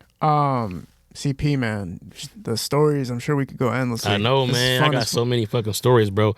But my special. Oh yeah, man. Talk about my the special was called Sunday After 6. And we did it at a small venue. You know, I tell a lot of stories, so I needed to be a little quaint. I'm not ready to do the big spaces yet, to fill it up with my voice just yet. I've been asked to a lot. They even asked me to do a theatrical release. But it's special. I was like, hey, calm the fuck down. Like, you know, y'all ain't about to have me out here with no single-digit box office numbers. You know what I'm saying? But it's on a platform called Veeps, which was like one of the platforms that allowed me to be independent with how I marketed it. And, you know, it's a link in my bio. You know, you go to veeps.com. It's purchasable right now? Or Purchasable right now, $12.99. And it's the jokes and the way that it's written and the work that it is what is really I'm excited about people seeing. Like, it's the way that I crafted the set, it's the way that I put it together that is everything you need to know about what kind of comedian that I am. How many minutes did you do? It was like an hour 10. So you did an hour 10. How long did it take you to form an hour 10? About 3 years. Damn. Well, honestly, I probably was ready after a year, but I literally marinated this set for 3 years. Like, I knew it like fucking Star Spangled Banner type shit. You know what I'm saying? Like, so, but you know, I'm ready to, I'm gonna do another special later on this year, and then I'll probably do a free special for my fans to go on YouTube, and then I'll probably do another hour next year. Incredible, man. That's available for $12.99 right now. People can go grab that. I'm loving these specials that you guys put out. Comedians, when they put them out, I'm always purchasing them and checking them out, man, because it's like, you can't go on YouTube and stream the shit, right? It's kind of like, you got to invest in it. Exactly. And people appreciate something more when they purchased it and actually invested in it. Yeah, and it's also just like, you understand the kind of work that I put in. That's why I want to sell it. I think that I created it before the wave was giving them away. I am going to give one away, but also I don't want my fans to get used to that. I want them to get used to, you know, like giving me what I deserve and me giving them what they deserve. Yeah, man, absolutely. Yeah. Keep the fucking comedians alive. Hey, man, you feel me? For real. Favorite person that you've run across or run into in your career?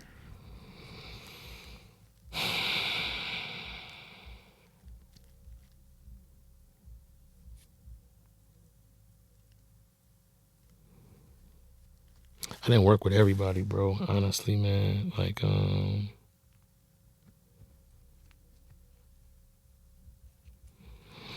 I just worked with Roy Wood Jr. He's really, really, really a good dude, man. We like really cool now. It was dope to, you know, like get mutual respect and be like, oh man, you know. But I meet a lot of actors and, you know, actresses who, you know, I remember Gina from Martin called me at a comedy show, came up to me and just told me I was brilliant, and she took my number, said she wanted to work with me. You know, I talked to Carl Payne all the time, which is Cole, you know, from Martin. I work with Tashina Arnold, the whole cast of Martin. Of course, I talked to Martin, you know. So I really grew up watching them. So to have them like respect me that was like a cool moment. But I mean, dude, like, Man, I can't imagine the people that you grew up watching are embracing you. Actually, yeah. no, I'm not gonna lie. I used to listen to D12 growing up, and Bizarre came on this bitch, so I can't even Shout lie. out to Bizarre, man. Shout out to Swifty, man. I remember when I was interviewing Bizarre, because I was growing up listening to D12 heavy. I was interviewing him. I was like, it was like an hour and a half into it. I was like, what the fuck? I was like, wait, what the fuck? I'm sitting next to the fucking Bizarre right now. What the fuck? Yeah. It took a minute for my brain to like register. Like, what the fuck? Because niggas be so down to earth, man. Yeah, you forget. Shout like, out to that shit. whole camp. I ain't never met Eminem, but I know Paul Rosenberg. You know, yeah, man. Like, life is dope, man. Life is really dope. I think that, you know, if I could give one message to the people in Detroit, Yeah. is that people need to see how dope we are. Like, that's what I don't think nobody tells y'all, right? Like, people need to see how dope we are. Like, I don't even think we realize it because we see each other and we take each other for granted so much. But bro, like, we are one of the most talented cities. And when you get out here, the respect that comes along with the name Detroit and the city and where we from, it's an honor to be from Detroit, bro. It's an honor, man. I wouldn't want to be from nowhere else, man. Like, it's an honor, bro. And I would suggest that y'all really get out here and feel what it feels like. Like, these people love you, bro. They love you coming from Detroit. They love us. Yes. You know what I'm saying? And it's like, if you don't get out here and feel that and understand what that's about, man, you know, like I want Jay Will to come on Roast Me. I think Jay Will would kill on Roast Me. You know what I'm saying? Like, you know, I just like, it's just they need to see us. You know, I think Josh need to do some of these Hollywood comedy shows, bro. Like, you know, it's just like, man, like, that's the shit that keeps me humble, is knowing that it's like, nigga, you come from a land of killers, nigga. You ain't just no killer because you a killer. You a killer because of where you come from. You know what I find is that I've talked to, Josh has been on the podcast, Jackpot's been on the podcast, Comic J Will's obviously been on the podcast, and I feel like what happens is the broader approach is difficult for a lot of people. To break out of what makes you successful within your region is harder when you're crossing the country with it. It's just difficult. You can't be a tree forever, bro. You got to go be a seed. And sometimes, like, in your life, man, people don't realize that you can go be a seed as many times as you want. When you step in that college as a freshman, you a seed. You step in that high school as a freshman, you a seed. You step in grad school, that new job, you know, that marriage, bro, you a seed, man. It's an opportunity for you to grow into the new thing. You can't be afraid to reinvent yourself. You got to keep pushing the envelope, bro. Like, bro, like, I used to be so broke, nigga. Like, I was fucked up trying to figure out how everybody was making money. Like, where the fuck is y'all niggas getting money from? I can't afford shit. Niggas, oh, you're stacks. And it's like, bro, where the fuck is y'all getting money from? And I realized, like, bro, like, I had to mind my business, man, and get on my shit and get out here into this world. You know what I'm saying? That's where it was at for me. And my life has been different ever since. Yeah, man.